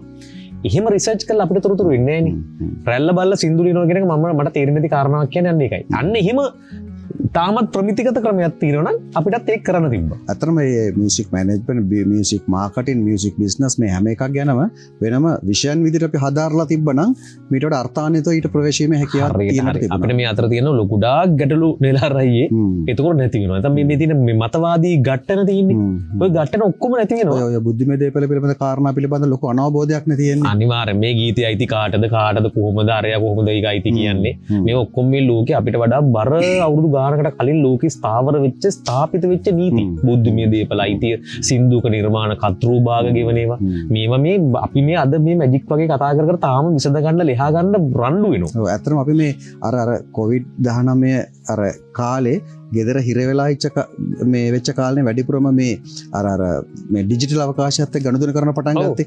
ඒ කාලෙන් පස්සේ ඇති මේ බොහෝ දෙනෙක් අවදි වුණේ. හැබැයි ලෝකයේ අවදි වුණේ මීට මේ දශක ගණනාවට කලින්. දශක ගණනාවට කලින් මේවා තිබ්බ දේවල්. ඒ කියන්නේ මම විශ්වාස කරනවා ප්‍රේමකීර්ති අල්විස් මහත්මයාගේ ගෙදර ඉස්සරහා ප්‍රයිවට් ජෙට් එකක් නවත්තන්න තරම් බුද්ධිමය දේපල අයිති එකතු වෙන්න ඕනි මේ මොහොත වෙනකොට. කරපු නිර්මාණවල හැටියට. එතකොට රූකාන්ත කුලතිලක මහත්මයාට බෝයින් ජෙට් එකක් වගේ ගෙදර තියන්න ප්ලේන් එකක් අරන් යන්න තරම් නිර්මාණ කරලා ඒ නිර්මාණවල අයිතින් එකතු වුණාද කියන කාරණාව අපි දන්නේ. ඒක තමයි ඇත්ත. ඉතින් එතකොට එහෙම පැත්තක් තියෙන ඔබ කියන කාරණේ මට වෙනම පුළුල්ව සාකච්ඡා කළ යුතු පැත්තක්. දැන් අර කොටසට කිව්වොත් එහෙම මම විශ්වාස කරන දෙයක් මාටින් වික්‍රමසිංහ මහත්මයාගේ පොතක් තිබ්බා සාහිත්‍යෝදය කියලා මට මතක නම් හරියට. සාහිත්‍යෝද කතා. ඒක තියෙනවා මේ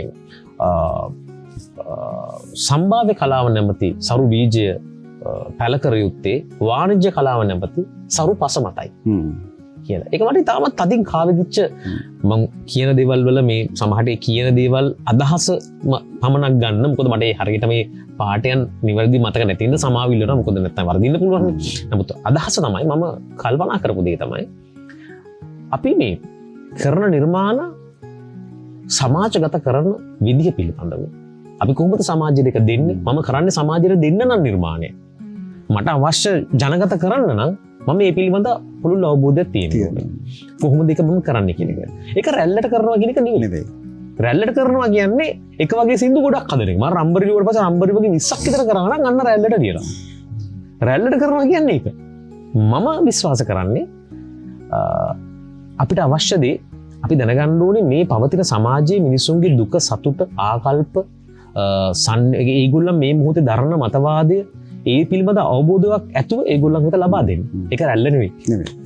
ඒ වගේම නිර්මාණයට වටිනාකමක් තියෙන්නත් ඕනේ. වටිනාකමට සරල මිලක් තියෙන්නත් ඕනේ. ඒක සාමාන්‍ය යථාර්ථයක්. මම විශ්වාස කරනවා ලෝකේ කලා නිර්මාණ ඉහළ මිලකට අලෙවි වෙනවා. ඒක එහෙම අඩුවට කොහෙවත් පාරවල් වල එහෙම විකිනෙන්නේ නැහැ. සමහර චිත්‍රවල මිල ගත්තම අපිට પરම්පරා ගණනාවක් මේ මුදල් එකතු කරන්න ඕන එක චිත්‍රයක් ගන්න. ඒකින්ද මම හිතනවා නිර්ම දැන් ලෝකයේ අයියේ මේ ලංකාවේ තියෙන මතවාදය තමයි කලාව නම් විකුණන්න නම් එපා. මේවා විකුණන එක හරි වැරද්දක්. විකුණනවා කියන එක නෙවෙයි. ඒකට මිලක් කියන්නේ මේ මිනිස්යාගේ ධාරිතාවට මේ මිනිස්යාගේ වටිනාකම ඒක තමයි දෙන්න ඕනේ වැඩිපුර. දැන් මේ විදිහට කතා බහ කරන මේ මනුරංගගේ ගීත අතර මා ප්‍රිය කරන විශේෂ ගීතයක් තමයි මනුරංග මේ චන්ද්‍රපායන්. මම හිතන මනුරංගගේ හැකියාව ටිකක් ඔපමට්ටම් වෙලා කදිමට ප්‍රකාශ වෙච්ච අවස්ථාවක් කියලා මට හිතෙන්නේ. මේක මේ දිනේෂ්ගේ තනුවට ලියපු ගීතයක්ද? ඔව්. මං කියනවා කාලපරාසයත් බද දිනේෂ්ට ටිකක් වැඩිපුර වැඩ කරන්න නම් මේ කාලපරාසයක්. මොකද අපේ ගෙවල් ළඟ ඉන්නේ සහ අපේ ගෙවල් ළඟ කියන්නේ අපි ගෙදරම අපි නිතරම එකට ගැවසෙනවා. මොකද එහෙම කල්ලි හැදෙනවා වැඩ කරද්දි. මම ඩැඩි සංගීත කණ්ඩායමත් එක්ක එක දිගට අපි කාලයක් වැඩ කරා. සනුකත් එක්ක ලහිරුත් එක්ක මම දැන් සින්දු පරම්පරා දෙකකට විතර සින්දු තියෙනවා මේ දාන්න තියෙන. ඒ වගේ ඊට දිනේෂ්ත් එක්ක වැඩ කරන්න පටන් ගත්තානේ. දිනේෂ්ගේ තිබ්බ එකක් තමයි දිනේෂ් ගොඩාක් මේ නුවරඑළියනේ. ඒකින්ද හොඳට තමිල් භාෂාව පුළුවන්. ඒ කියන්නේ මේ සිංහල නමුත් දමිළ මිත්‍රයෝ තමයි වැඩිපුර ඉන්නේ. එතකොට දිනේෂ්ගේ වැඩක් තමයි තෙලිඟු මලයාලම් චිත්‍රපටි කාලා ඉන්නේ. ඒක තමයි යාගේ ජීවිතේ. ඉතින් මටත් ඇවිල්ලා ඕක මමත් ආසයි. මටත් ඇවිල්ලා ඕක පෙන්නනවා. මෙන්න මේම ෆිල්ම් එකක් තියෙනවා. අන්න අරයා මෙයා මෙහෙමයි මේක ඉතින් ඔවින්නකොට දැන් එයා ගහන තනුවල තියෙනවා ඔය අපි අර ඒ අහන ඒ වයිබ් එක. මොකද එයා රෙෆරන්ස් වෙන තැන එතන. එයා සාරවත් වෙන තැන එතන.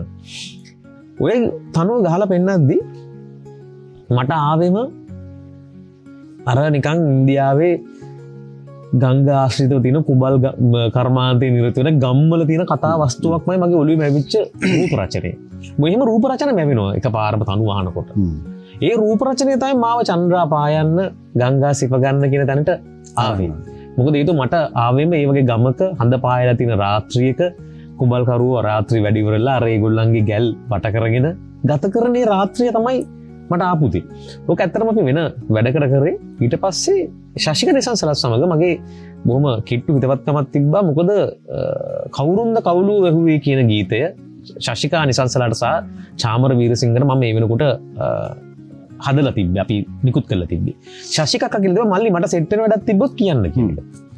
කොහොමද දිනේෂ් ශශික අක්කට මේක කතා කරමු කියලා. ශශික අක්කා දැක්ක ගමන් කිව්වා මල්ලි මේක හරි මේ වැඩේ කරමු. මං හරි ප්‍රියම කෙනෙක් වැඩ කරන්න. මොකද එයාත් වැඩේ ඇතුලේ ඒ අවශ්‍ය කරන මේක විශේෂත්වය තමයි මේක චමිල් පතිරණ රූප රචනය කරේ. ශශික නිසංසලා ගොඩක් වෙලාවට රූප රචන වල ඉන්නේ ගීතේ ගායනා කරන පරිබාහිර ශිල්පිනියක් විදියට. හරියට හරි. මේකේ එයාම චමිල් බොහොම සියුම්ම ඒක චරිතයක් බවට පත් වෙනවා. ශශිකා නිසංසලා කියන්නේ දිගු කාලීනව ලංකාවේ තැන්පත් වෙච්ච මතකයක්.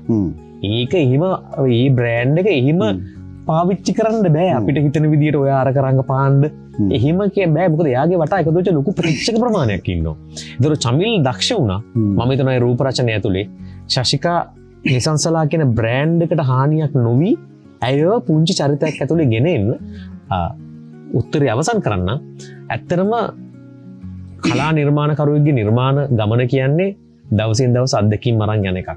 චන්ද්‍රා පායන්න ගීතේ ලියනකොට මම ජීවිතය ඇතුළෙත් යම් කිසි විදිහකට තැන්පත් වෙච්ච පරිණත අවධියකට ගමන් කරමින් හිටපු කාල පරාසයක්. ඒ කියන්නේ මම 30 පැනලා එතකොට. හරිද? 30 පැනලා 34ත් පැනලා 35 වගේත් ඇති පැනලා එතකොට. ඒතකොට ජීවිතවලත් අපේ තියෙන යම් කිසි මම හිතනවා නිර්මාණකාරයෙක්ගේ නිර්මාණ ගමන දවසින් දවස තමයි මොකුරා යන්නේ. ටියුන් වෙන්නේ. සමහර විට ඒකින්ද ඒකට ඉඩ දෙන්න ඕනේ. සමහර නිර්මාණ බිහි වෙන්න තව කල් ඇති. ඉදිරිය තමයි. දැන් මම එකතුවක් කරන්නට ඕනේ. දැන් අපි දකින්නවනේ මේකේ මේ රූප රචනය. මම ඇත්තටම අර මලයාලම් චිත්‍රපටවල තියෙන ඒ හැඩරුව ඒ වර්ණාවලිය එහෙම රූප රචනයක් තමයි මේ තුල චමිල් ගොඩනගා ගන්න. ඉතින් ඒකත් ජනප්‍රියත්වයට හේතු වෙනවා මම හිතනවා. අපි ඒ ගීතය විඳිමු. ඒ මුල් ගායන ශිල්පිනියගේ හඬින්ම මේ ශශිකා නිසංසලා.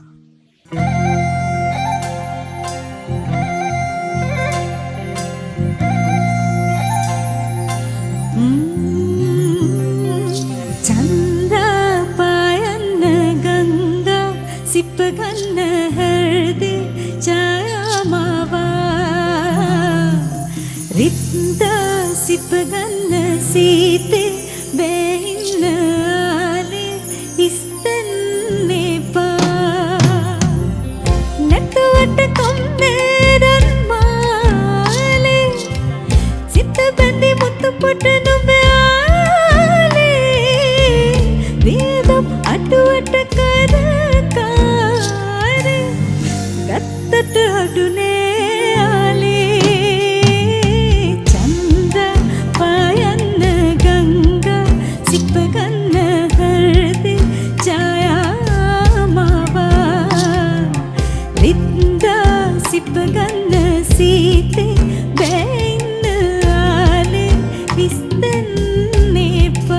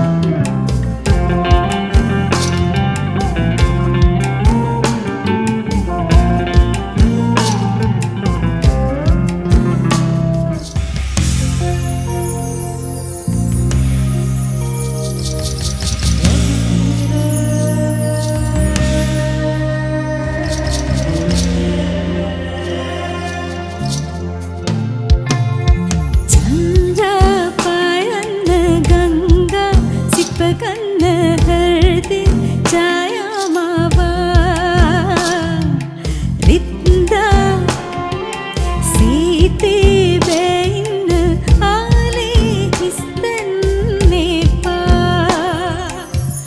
නැතුවට කම්මේරන් මාලේ සිත බැඳි මුතු පටන බෑලේ වේදම් අටුවට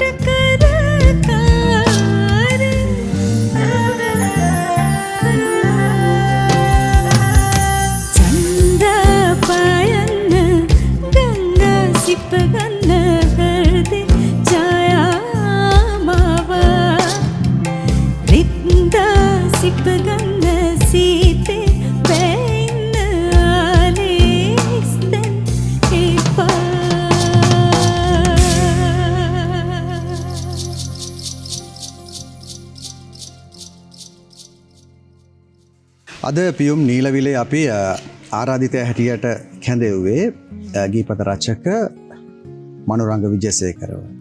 දැන් මනුරංග ගීත රචකයෙක් විදියට අපි බොහෝ විට දකින අතරම මනුරංග නිර්මාණය කරන බොහෝ ගීතවල නිෂ්පාදකයා විදියට ඔබ කටයුතු කරනවා. දැන් මේ කාර්යයන් දෙක හැමෝම මෙහෙම කරන්නේ නැහැ. ඔව් දැන් මට වෙලා තියෙන්නේ මට ගොඩාක් අදහස් එනවා. එච්චරික්මට එලි දක්ව ගන්න ක්‍රමයක් නෑ. දැන් නිලාරයත් ගීපද රචකෙක් කෙනෙක් දන්න දෙන කොච්චර අදහස් කොච්චර ලියවෙනවද කියලා. දැන් මේ ලියවෙන විදිහට අපිට මේ ඔක්කොම එලි දක්ව ගන්න බෑනේ. සමහර ඒවා නිකම්ම නිකන් නැති වෙලත් යනවා. ඕකට මම අර මගේ මම එක අර වාණිජ විෂය ඉගෙන ගත්ත එකේ තිබ්බ මේක තමයි මගේ නිෂ්පාදන මම කරගත යුතුයි කියන මට අවශ්‍ය නම් මම එහෙම කරන්න ඕනේ කියන තැනට මම යොමු වෙච්ච තැනක් තමයි ওই හේතුව. ඒක කෙලි දක්වා ගන්න මට අවශ්‍ය විදිහට මේ කානු පද්ධතිය හැදින්නේ නැහැ. මට අවශ්‍ය වතුර පාර යවා ගන්න. ඉතින් ඔහොම කරපුව කවුරුන්ද කවුළු වගේ ගීත මම කියන්නේ මම විසින්ම මුල් බැදිහත් වෙලා ඒ සමස්ත කාර්යයම කරලා එහෙම කරපු දේවල්. ඒකට ගායකයා සහ ගායිකාවට එකේ ලොකු බරක් එන්නේ නැහැ. ඒ කියන්නේ වැඩේට අවශ්‍ය කරන දැන් මගේ ස්ටුඩියෝ එක තියෙනවා. ඒකේ සින්දු හදනවා. එතකොට ඔය දැන් ඔය මතර සරෝජනී වගේ ගීතයත් මම හදලා රයිනිට යෝජනා කරපු ගීතයක්. අපි මේක කරමුද? එතකොට ඒගොල්ලන්ගේ ඒක අවශ්‍ය කරන විදිහට ඒ සංගීත ඒවා යොදාගෙන ඒවට කරන නමුත් මම කියන්නේ ප්‍රශ්න මුල් බීජය හදාගන්න කොටස ගොඩක් වෙලාවට මම කරන්නේ. අපි මේ වීඩියෝ ඩිරෙක්ටර්ට කතා කරමු. නැත්නම් අපි මෙයාට කතා කරමු මේ වැඩේට. මෙයාව මේක රඟපාන්න ගමු. ඒ කියන්නේ සමස්ත ක්‍රියාවලිය තියෙනවානේ. ඒ ක්‍රියාවලිය ඇතුලේ ගොඩක් වෙලාවට මම අර සමහර මගේ ආසාවන් වලට කරපු වැඩ තියෙනවා.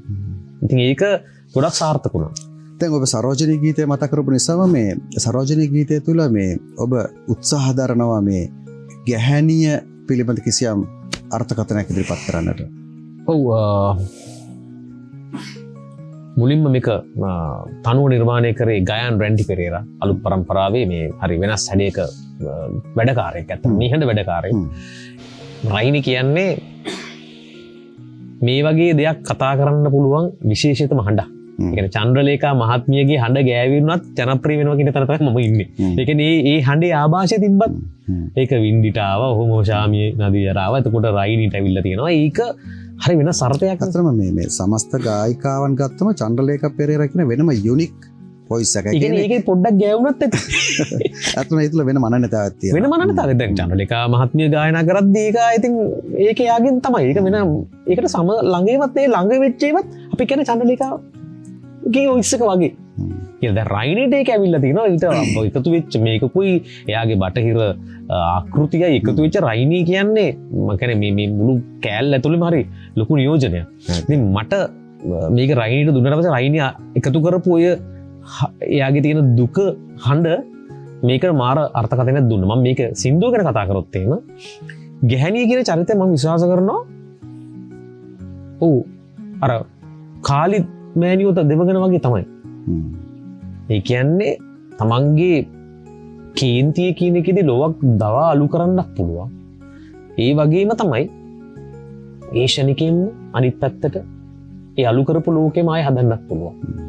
ඒ කියන්නේ මම දැකලා තියෙනවා මේ ජීවිතය ඇතුලේ තමන්ට නරකම කරපු මනුස්සයාට දේශ දෙවල් තිබෙන මේ ස්ත්‍රිය අනෙක් පැත්තෙන් එන්න නංගි කියලා වතුරකකුත් පූලා අතේ තියෙන ටිකකුත් අතර දීලා ගෙදර යවනවා. මේකේ තියෙන්නේ තමන්ගේ සැමියාව තමන්ගේ උදුරගත්ත ගැහැණිය ඉන්නවනේ. ඒ ගැහැණිය තමයි සරෝජනී. සරෝජනීට කියනවා මේ පරණ බිරිඳ සරෝජනී මට හරි සතුටුයි. මම ගයක් අස්සේ මේ යකාගෙන් ගුටි කාලා මම මගේ වචන වලින් කියන්නකො මේ මිනිස්සයාගෙන් ගුටි කාලා මේ මිනිස්සයාගේ අඩතේට්ටම් වලට ලක් වෙලා මම විඳපු ජීවිතේ ලෝකෙට ගියද ලෝකෙ ගත්තේ මිනිහගේ පැත්ත. මගේ පැත්ත ගත්තේ නැහැ. කවුරුත් විශ්වාස කරේ නැහැ මේ මිනිස්සයා මෙහෙම කෙනෙක් කියලා. නමුත් දැන් ඔයා මගෙන් උදුර ගත්තනේ. මම දන්නවා මට හම්බෙච්ච ටිකම ඔයාලට හම්බ වෙනවා කියලා. ඒකනම මත් වෙයි කියලා. ඔව් ඔයාලටත් ඕක ටිකම වෙනවා. දැන් අපි දෙන්න ඔයාලට පොලිසිය යන්න ඕන නම් උසාවිය යන්න ඕන නම් මම එන්න හිටවත් උසාවිය යන්න.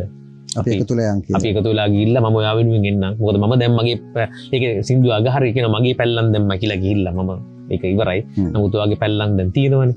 එන්න අපි ගිහිල්ලා මේකට එන්න කියලා. ඒක තමයි ස්ත්‍රිය කියන සාධකයේ ජීවිතය තුළේ අධ්‍යයනය කරලා අවසන් කරන්න පුළුවන් මාතෘකාවක් නෙවෙයි. ඔව් ඒ අධ්‍යයනය කරලා අවසන් කරන්න බැරි මාතෘකාව පිළිබඳව මනුරංගගේ අර්ථකථනය අපි කොහොමද කියලා බලමු. මේ සරෝජනී නෙමෙයි රයිනි.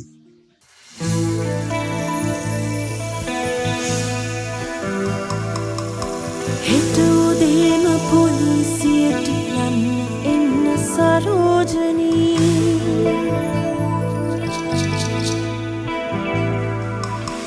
පැමිණිල්ලට නුඹත් එක්ක මම එන්නම් සරෝජනී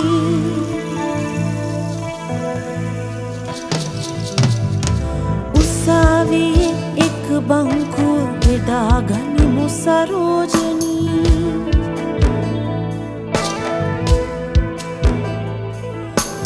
උඹේ කඳුළු මටත් තියන් අපි අඬමුද සරෝජනී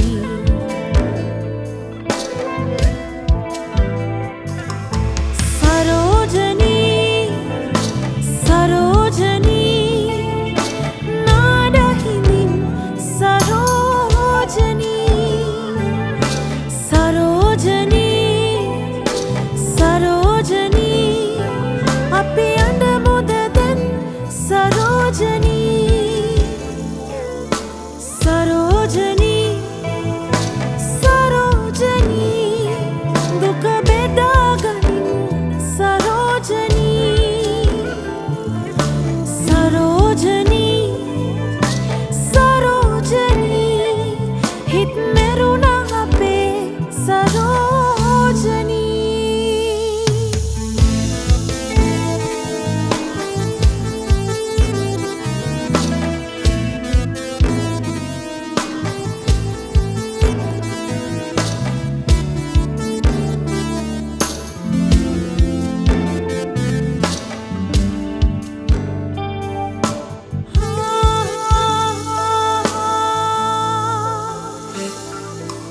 ඔය පැල්ලම් මකා ගන්නවත් සුණු මදි සරෝජනී මගෙත් තිබුණ දැන් මැකිලා කල් ගෙවුණා සරෝජනී මගේ හිමි ඔබ අරන් ගියේ හරි ඉහළින් සරෝජනී ලෝකය නොදුටු මගේ දුක දැන් උඹ දන්නවා සරෝජනී සරෝජනී නාඩහිමින් සරෝජනී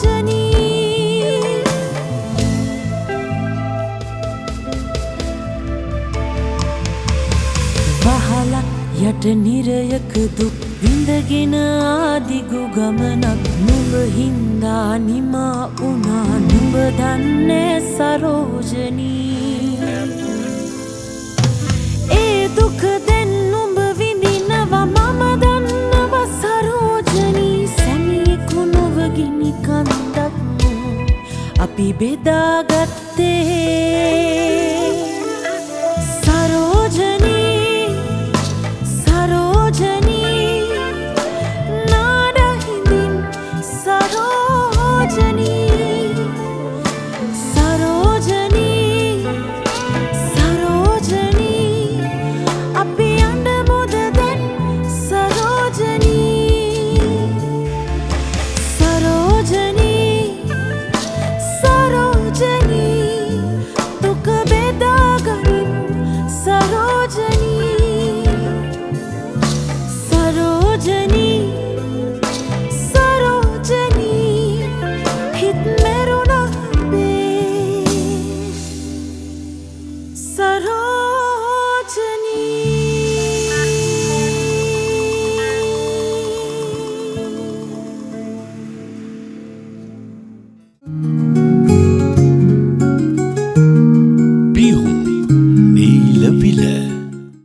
අපි කතා කරමින් හිටියේ මනුරංග විජයසේකර නිර්මාණය කරපු ජනප්‍රිය ගීතාවලියක මේ අතුලාන්තය පිළිබඳව. දැන් ඔබ ශිල්පියෙක් විදියට අර වගේ කේවල ගීත රසක් නිර්මාණය කරලා තියෙනවා. හැබැයි චිත්‍රපටි සහ ටෙලි නාට්‍යකරණයට කිසියම් සම්බන්ධයක් දැක්ුවේ නැද්ද මේ කාල පරිච්ඡේදය තුළ? චිත්‍රපටයකට මුලින්ම නිර්මාණය කරන රූපාන්තරණය චිත්‍රපටියට තමයි මුලින්ම ගීතයක් නිර්මාණය කරේ හවසකමා ගීතේ මට මතක විදියට ලහිරු අභිෂේකයි ගායනා කරා. මේක රූපාන්තරණය චිත්‍රපටිය ගියා මට මතක විදියට. ඊට පස්සේ මේ තිසරි මුලානගේ මෝඩතරිඳු කියලා චිත්‍රපටයක් එනවා. ඒකේ ගීත ඔක්කොම ටික වගේ ලියන්න පුළුවන් වුණා. ඊට පස්සේ මද ලංකා කියලා චිත්‍රපටයක් එනවා. ඒකේ මගේ ගීතයක් තියෙනවා. ඊට පස්සේ සූර්ය චිත්‍රපටියත් මම හිතන්නේ මතක විදිහට ගීතයක් තියෙන්න ඕනේ. ඔය වගේ චිත්‍රපටි විශාල ප්‍රමාණයකට මේ මෑත කාලේ දායක වුණා. ටෙලි නාට්‍ය සඳහා නම් මම හිතන්නේ මම ලියලා නැද්ද කොහෙද?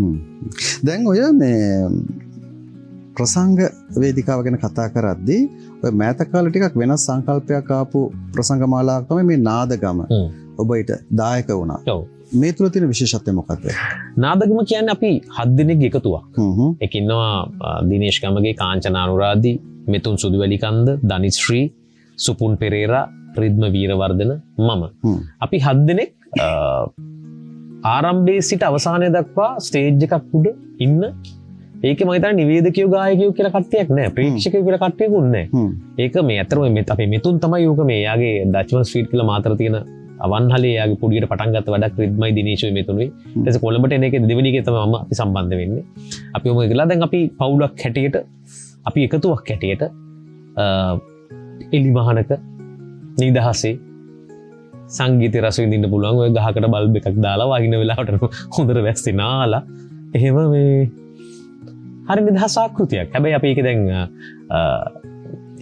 පළවෙනි ගෘහස්ත ප්‍රසංගය කරා 360 කියලා සුගත දාසකේ දවස් දෙකක් පුරව ගන්නට පුළුවන් වුණා. ඉතින් ඒක වටා එකතු වෙච්ච හරි ආදරණීය ප්‍රේක්ෂක ප්‍රමාණයක් ඉන්නවා. වුන් මම හිතනවා අන්තගාමී ප්‍රේක්ෂකාගාරයක් නෙවෙයි. බොහොම නිදහස් මනසෙන් යුක්ත ප්‍රේක්ෂකාගාරයක්. මේ පරිසරය ඇවිල්ලා ඒගොල්ලන් ඇවිල්ලා ඒ අපි ඒක ඇතුලේ ඉන්න සරල බවම ඒ ප්‍රේක්ෂකාගේ හදවත ඇතුලේ තියෙනවා. ඒ කියන්නේ මේ තරාදියක් කරන්න නෙවෙයි එතෙන්ට එන්නේ. ඒක හරි සුන්දර අත්දැකීමක්. මොකද අලුත් සින්දු කියන්න පුළුවන්. අලුත් ගීතයක් ගායනා කරා කියලා අයියෝ එක ඇහලා නැහැ කියලා ප්‍රශ්නයක් එන්නේ. රස විඳිනවා. හරිම හොඳ ප්‍රේක්ෂකාගාරයක් ලැබිච්ච ප්‍රසංගයක්. ඉතින් ඒකත් එක්ක අපි සෑහෙන තැන්වල ඇවිද්දා. දැන් ඔබ ඔය ප්‍රසංගයට සම්බන්ධ වෙච්ච ශිල්පීන් දෙන්නෙක්ගේ නම් සඳහන් කළා මේ දිනේෂ් ගාමගේ සහ කාංචනා අනුරාධි. මේ දෙන්න වෙනුවෙන් ඔබ ලියනවා දැනනාතුරුමා. මම හිතනවා දිනේෂ්ගේ මම හරිය සතුටට පත් වෙන තැන් කීපයක් තියෙනවා. සමහරවිට ගායකයෙක්ගේ හෝ ගායිකාවගේ ජීවිතේ සමහර තීරණාත්මක ගීත ලියන්න පුළුවන් වෙනවා. ඒ කියන්නේ මම තීරණාත්මක කියන්නේ මම හරි ආසයි. මම වැඩ කරන ගායකයා හෝ ගායිකාව මම ලියපු ගීතයක් හරි මොකක් හරි එක හොඳ තැනකට ඇවිල්ලා එයාගේ කියන්නේ වෘත්තීය ජීවිතේ එතකොට හැම පසුබිමක් උඩට යනවා නම් වාහන අරන් ගෙවල් අරන් මෙහෙම කරනවා හරි තෘප්තිමත්. ඊට මාරි සතුටපත් වෙන ඒගොල්ලන් මට ලක්ෂ සංඛ්‍යාත පිරිස එකතු වෙලා මම ගොඩක් ප්‍රසංග වලට මම දැන් මම ඇනවුන්ස් කරලා මම ලියපු සින්දු වලට මම කියපු සින්දු කියන්න ගොඩක් වෙලාට එකම සෙට් එක තමයි හම්බ වෙන්නේ. මම බලන් ඉන්න පැත්ත කරලා දෙවියනේ අද මම දැකපු සමහර තරුණයෝ කියන්නේ මම මට එනකොට හම්බෙච්ච අතිශය සරල තරුණයා අද ලංකාවම මේ ෆොටෝ එකක් ගන්න මැරෙන පස්සෙන් වැටෙන තරුවක් බවට පත් වෙලා. ඉතින් ඊට වඩා සතුටක් කොහෙන්ද නිර්මාණකරුවෙක්ට. ඉතින් දිනේෂ් කියන්නේත් ලහිරුගේ මියුසික් කමන කියලා තිබ්බා ශබ්ද පරිපාලනය ඉගෙන ගන්න ඉන්ස්ටිටියුට් එක. ඒකට ආපු නුවරඑළිය ඉඳන් ආවේ දිනේෂ් ගමගේ.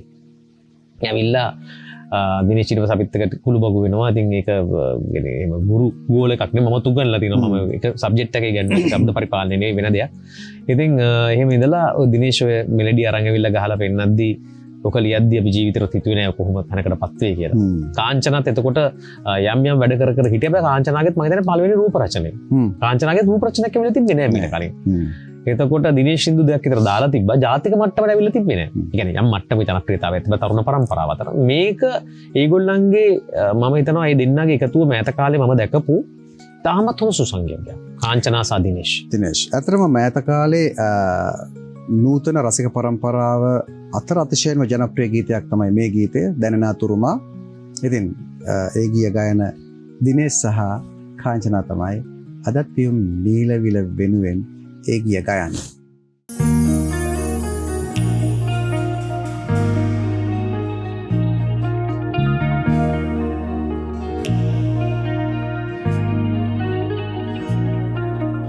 දැනෙනා තුරුමා ඉන්නද නුඹගවින් මේනා දිනයේ කඳුලක රස විඳිමින් නුඹගේ පහසේ රහසක් වුණු මගේ නොලියූ කවියේ පද එකිනෙක විඳුනේ දැනෙන සෙනෙහි අයිතිය නැතිමා කවුරුන්දෝ කියලා ඇසුවා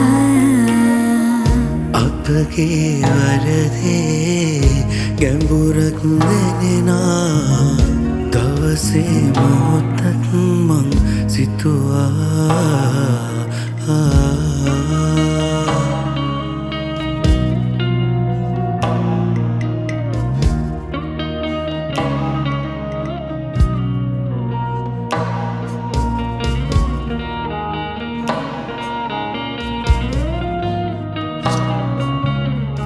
නිල් පාටින් හැඩ මේ අහස ආදරේ දුක වින්දාද මාගාවින්නුන් ඒන පාවෙලා යනවා තුර ඇත නැවත හමු නොවන සංසාර ගියේ හිතක තනිම කනවා අපගේ ප්‍රේමයට පසුවදන ලිව්වේ කවුදෝ අපි සොයනවා දැනෙනා තුරුමා ඉන්නද නොබවින්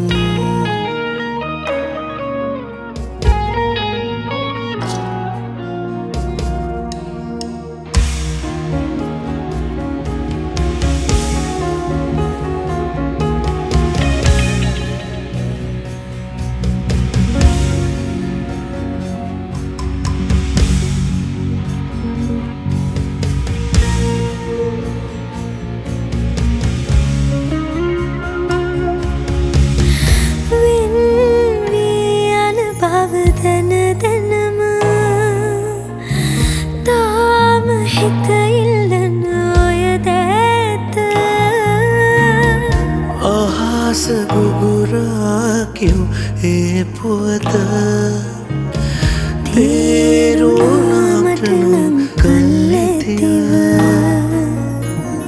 නැවත හමු නොවන සංසාර ගියේ හිතක තනිව කනවා අපගේ ප්‍රේමයට පසුවදන ලිව්වේ කවුදෝ අපි සොයනවා දැනෙනා තුරුමා ඉන්නද නොබවින්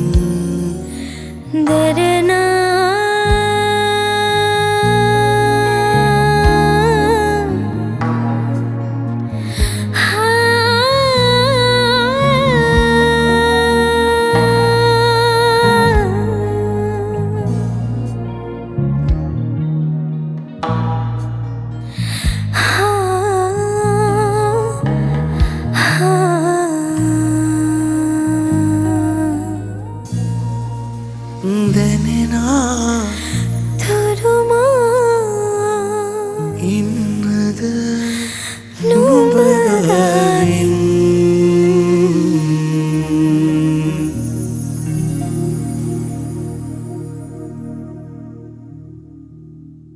සහෘදයනි දැන් අපි අද කතා කරමින් ඉන්නේ මනුරංග විජේසේකර නිර්මාණය කරපු ගීත පිළිබඳ ඔහුත් එක්ක. දැන් මනුරංග ඔබ නියෝජනය කරන්නෙත් මේ නූතන පරපුරේ ගීත රචක පරම්පරාව. ඇත්තටම නූතන පරපුරේ ගීත රචන පරපුරේ මේ ප්‍රවණතාව පිළිබඳව ඇතැම් ජේෂ්ඨයන් සමහරට විවේචනාත්මකව දකිනවා. සාහිත්‍යයෙන් හීන වෙනත් දිශානතියකට යාම පිළිබඳ අනතුරු අඟවනවා. මේ වගේ විවිධ කරුණු කාරණා මතුවෙනවා. ඒ අතරතුරත් බිහිවෙන අතලොස්සක් වූ විශිෂ්ට නිර්මාණ අගයනවා. ඔහොම මිශ්‍රිත ප්‍රතිචාරයක් තියෙන්නේ. ඒ සමූහය තුළම ඉන්න රචකයෙක් විදියට නූතන මේ ගීත රචනා කලාව ගැන මොකද මනුරංග හිතන්නේ? මම මෙන්න මෙහෙම උත්තරයක් දෙන්න. මම විශ්වාස කරනවා නිලාරයි වර්තමානය තුළ යාවත්කාලීන නිර්මාණකරුවෙක් නම් මේ මොහොත තුළ ඔබ ඉන්න නිර්මාණකරුවෙක් නම් මේ මොහොතේ සමාජ පද්ධතිය පිළිබඳ පරිසරය පිළිබඳ දුක සංවේදනාව පිළිබඳ අවබෝධ කරගන්න ඕනේ. මම හිතන්නේ භාෂාවවත් වෙනස් නොවී තිබුණා කියලා. ශුද්ධ වූ භාෂාවක් ලෝකෙවත් ඉතුරු වෙලා නැහැ. විශේෂයෙන්ම සිංහල භාෂාව ගත්තත් භාෂාව පරිණාමය වෙනෝනේ, වෙනස් වෙමින් පවතිනෝනේ. මම හිතනවා සිතුම් පැතුම් වල තත්ත්වයත් එහෙමම තමයි. ඉස්සර ලියුම් ලියපු ආදර කතා දැන් ළමයිට ලියුම් ලියලා ආදර කරන කතාව ගැන බව ගීතයකින් ලිව්වා කියලා මම හිතන්නේ අහුර දැනේ කියලා. මම විශ්වාස කරන්නේ ඒ කාලේ තිබ්බ ආදරය දැන් තියෙන්නේ කියලා. මේ කතාවට මම මේක එකතු කරගන්න පුළුවන්. ඔය රුසියානු සාහිත්‍ය සඳහා සම්මානලාභී මට ඔහුගේ නම මතක නැහැ. ඔහු කියනවා හරියට නිර්මාණකරුවා කැඩපතක් වෙන්න ඕනේ. මේ මොහොතේ තියෙන සමාජයේ පවතින දුක සතුට සංතාපය පෙන්වන්න පුළුවන්. මොකද ඔහු ඒක පෙන්වුවේ නැත්නම් ඔහු අවලංගු කාසියක් බවට පත් වෙනවා. ඉතින් මම විශ්වාස කරනවා නිර්මාණ කරුවන්ට පරීක්ෂණ කරන්න පුළුවන්.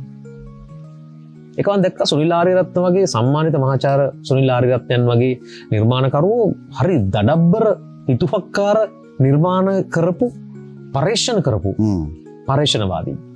ඔවුන්ගේ නිර්මාණ තුළ විරෝධාකල්පයේ සිට ඔවුන්ට ගමන් කරන්න පුළුවන් වෙනවා මේ වාණිජ්‍යයේ ඉහළම මට්ටම දක්වත් ඔවුන් විවිධ හැඩතල ඔස්සේ නිර්මාණය කරනවා. විශේෂයෙන්ම රෝහණ වීරසිංහයන් ගත්තොත් මහාචාර්ය රෝහණ වීරසිංහයන් ගත්තත් කියන්නේ ඒ මොහොත තුළ බාධ්‍ය සන්තුෂ්ට BNSලට වුණත් මිදු උතුරන සඳපාණය වගේ නිර්මාණය කරලා පෙන්නවා මට තරුණ පරම්පරාවට ආමන්ත්‍රණය කරන්න ඕන මට ඒක සඳහාත් හැකියාව තියෙනවා කියන එක. මම දකින්න නිර්මාණකරුවෙක්ගේ විය යුතු කාරණාවේ තියෙන්නේ ඔන්න ඔතන. හොඳයි. දැන් මේ වෙනකොට කිසියම් ගමනක් ඇවිත් ඉන්නවා, කිසියම් ඉමකට ඇවිත් ඉන්නවා. තවත් යා යුතු දුර බොහෝමයි.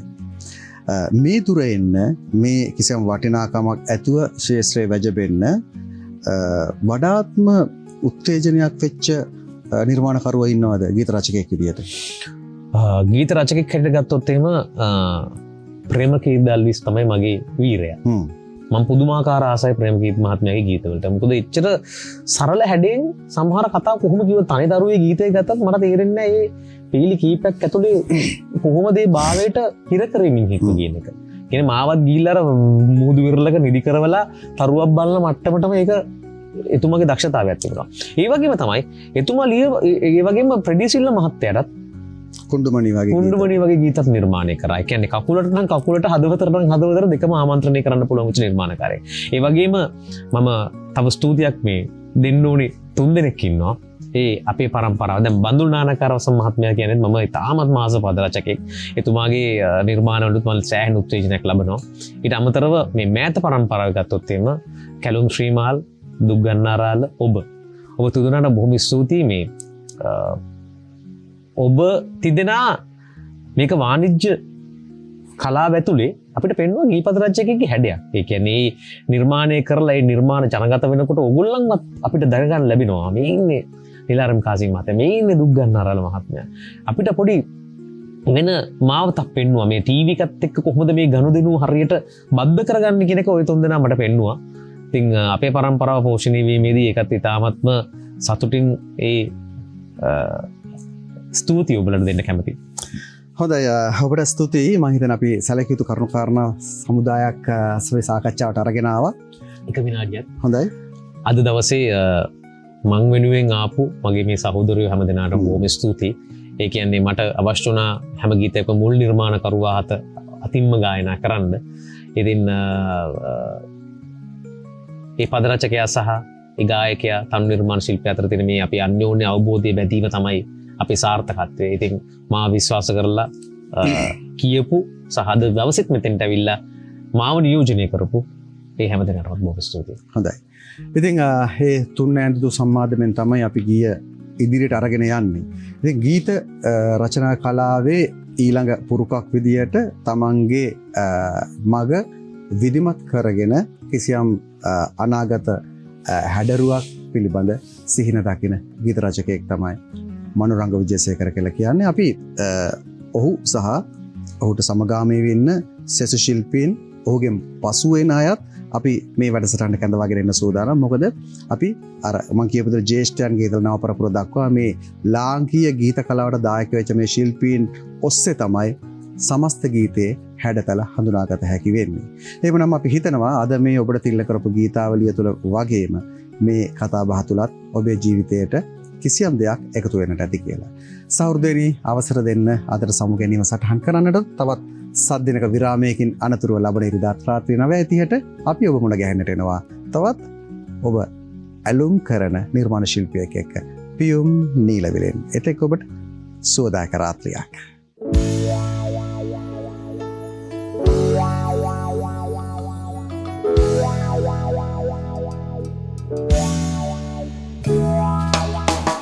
මාතලේ හැදුවා මමගේ තට්ටු කේතලෙන් මල්ලක් ගත්තා කෙට්ටු ඒ කෙල්ල දැම්මානේ මට වෙට්ටු කවදා හරි කරනවා නං ඉව මට්ටු සිරිපාල කපුවා තිබ්බේ මොට්ටු මොට්ටුවට මතුරලා ඕංග්‍රීන් කට්ටු මොට්ටුති ඈහට උන මම තුට්ටු ඇයිද දැන් පෙරලෙන්නේ පානිට්ටු කඩගැස්ම වීමා ලෝකෙට පේනවා තලුවරා මාවම බයිටට ගන්නවා ඉසහැරුණු මේ අතමා දුවනවා ඊජිප්තු පිරමීඩක නිදනවා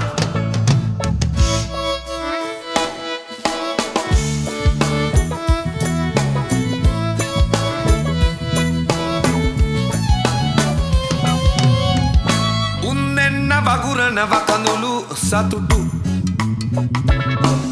ඉතිරි උනේ මට ඒ බව්වා නකුටු සමගියෙන් ඉන්නේ අපි වී වකුටු කවදා හරි පෙන්නන වරම්බු පාට්ටු ඒ කාලේ අපි කෑවේ කෝලි කුට්ටු කෙලින් දිබු කොණ්ඩේ උනානේ පොකුටු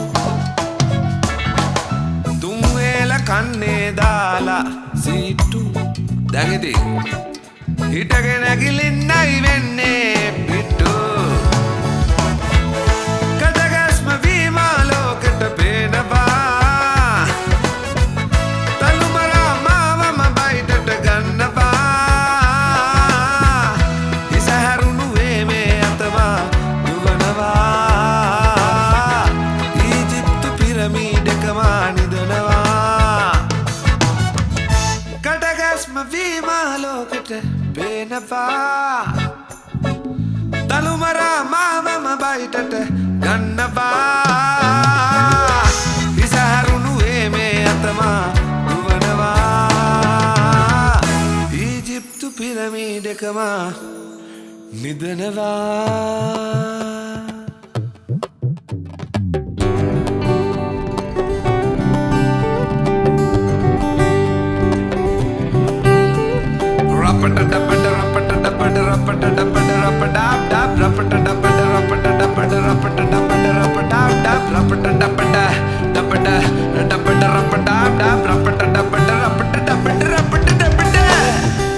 රම්බරි කියපන් උමේ නොම්බරේ තන්දුරි කමුද නොදා බරබරේ වාකර කවුද ඉන්නේ ජරමරේ අම්බාරේ මල්ලි දොයිද කාමරේ ජම්බෝලේ වගේ ඉන්න සුන්දරා සම්බෝලේ කොට ළඟ මුදලුණු දමා දංගොල්ලේ වාවිත් මහකුණා ගස් පල්ලේ ඉඳන් මුදරා පෙරා රපට ඩබඩ රපට ඩබඩ රපට ඩබඩ රපට ඩබ රපට ඩබඩ රපට ඩබඩ රපට ඩබ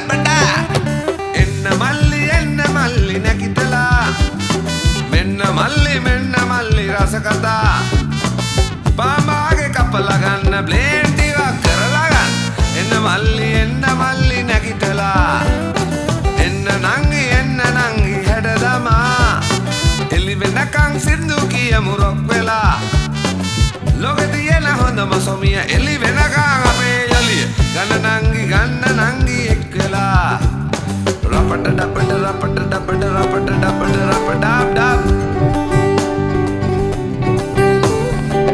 කන්නඩි දැම්මත් නෑ හැඩ වැඩි කවුද මේක බාරගත්තේ අන්තිමේ ලොරි භාගේ මට දුන්නත් උට පටේ මේම කටක් දැකෙම නෑ මේ රටේ උම්මානෙන් වතුර බොමුද සෝබනා හඳ පානේ විරිඳු ගිය මුරංජනා ලොරි භාගේ රවුමක් යමුර වෙලා මරදානෙන් පරාට කමුලන් වෙලා රුක්මන් දබන් රුක්මන්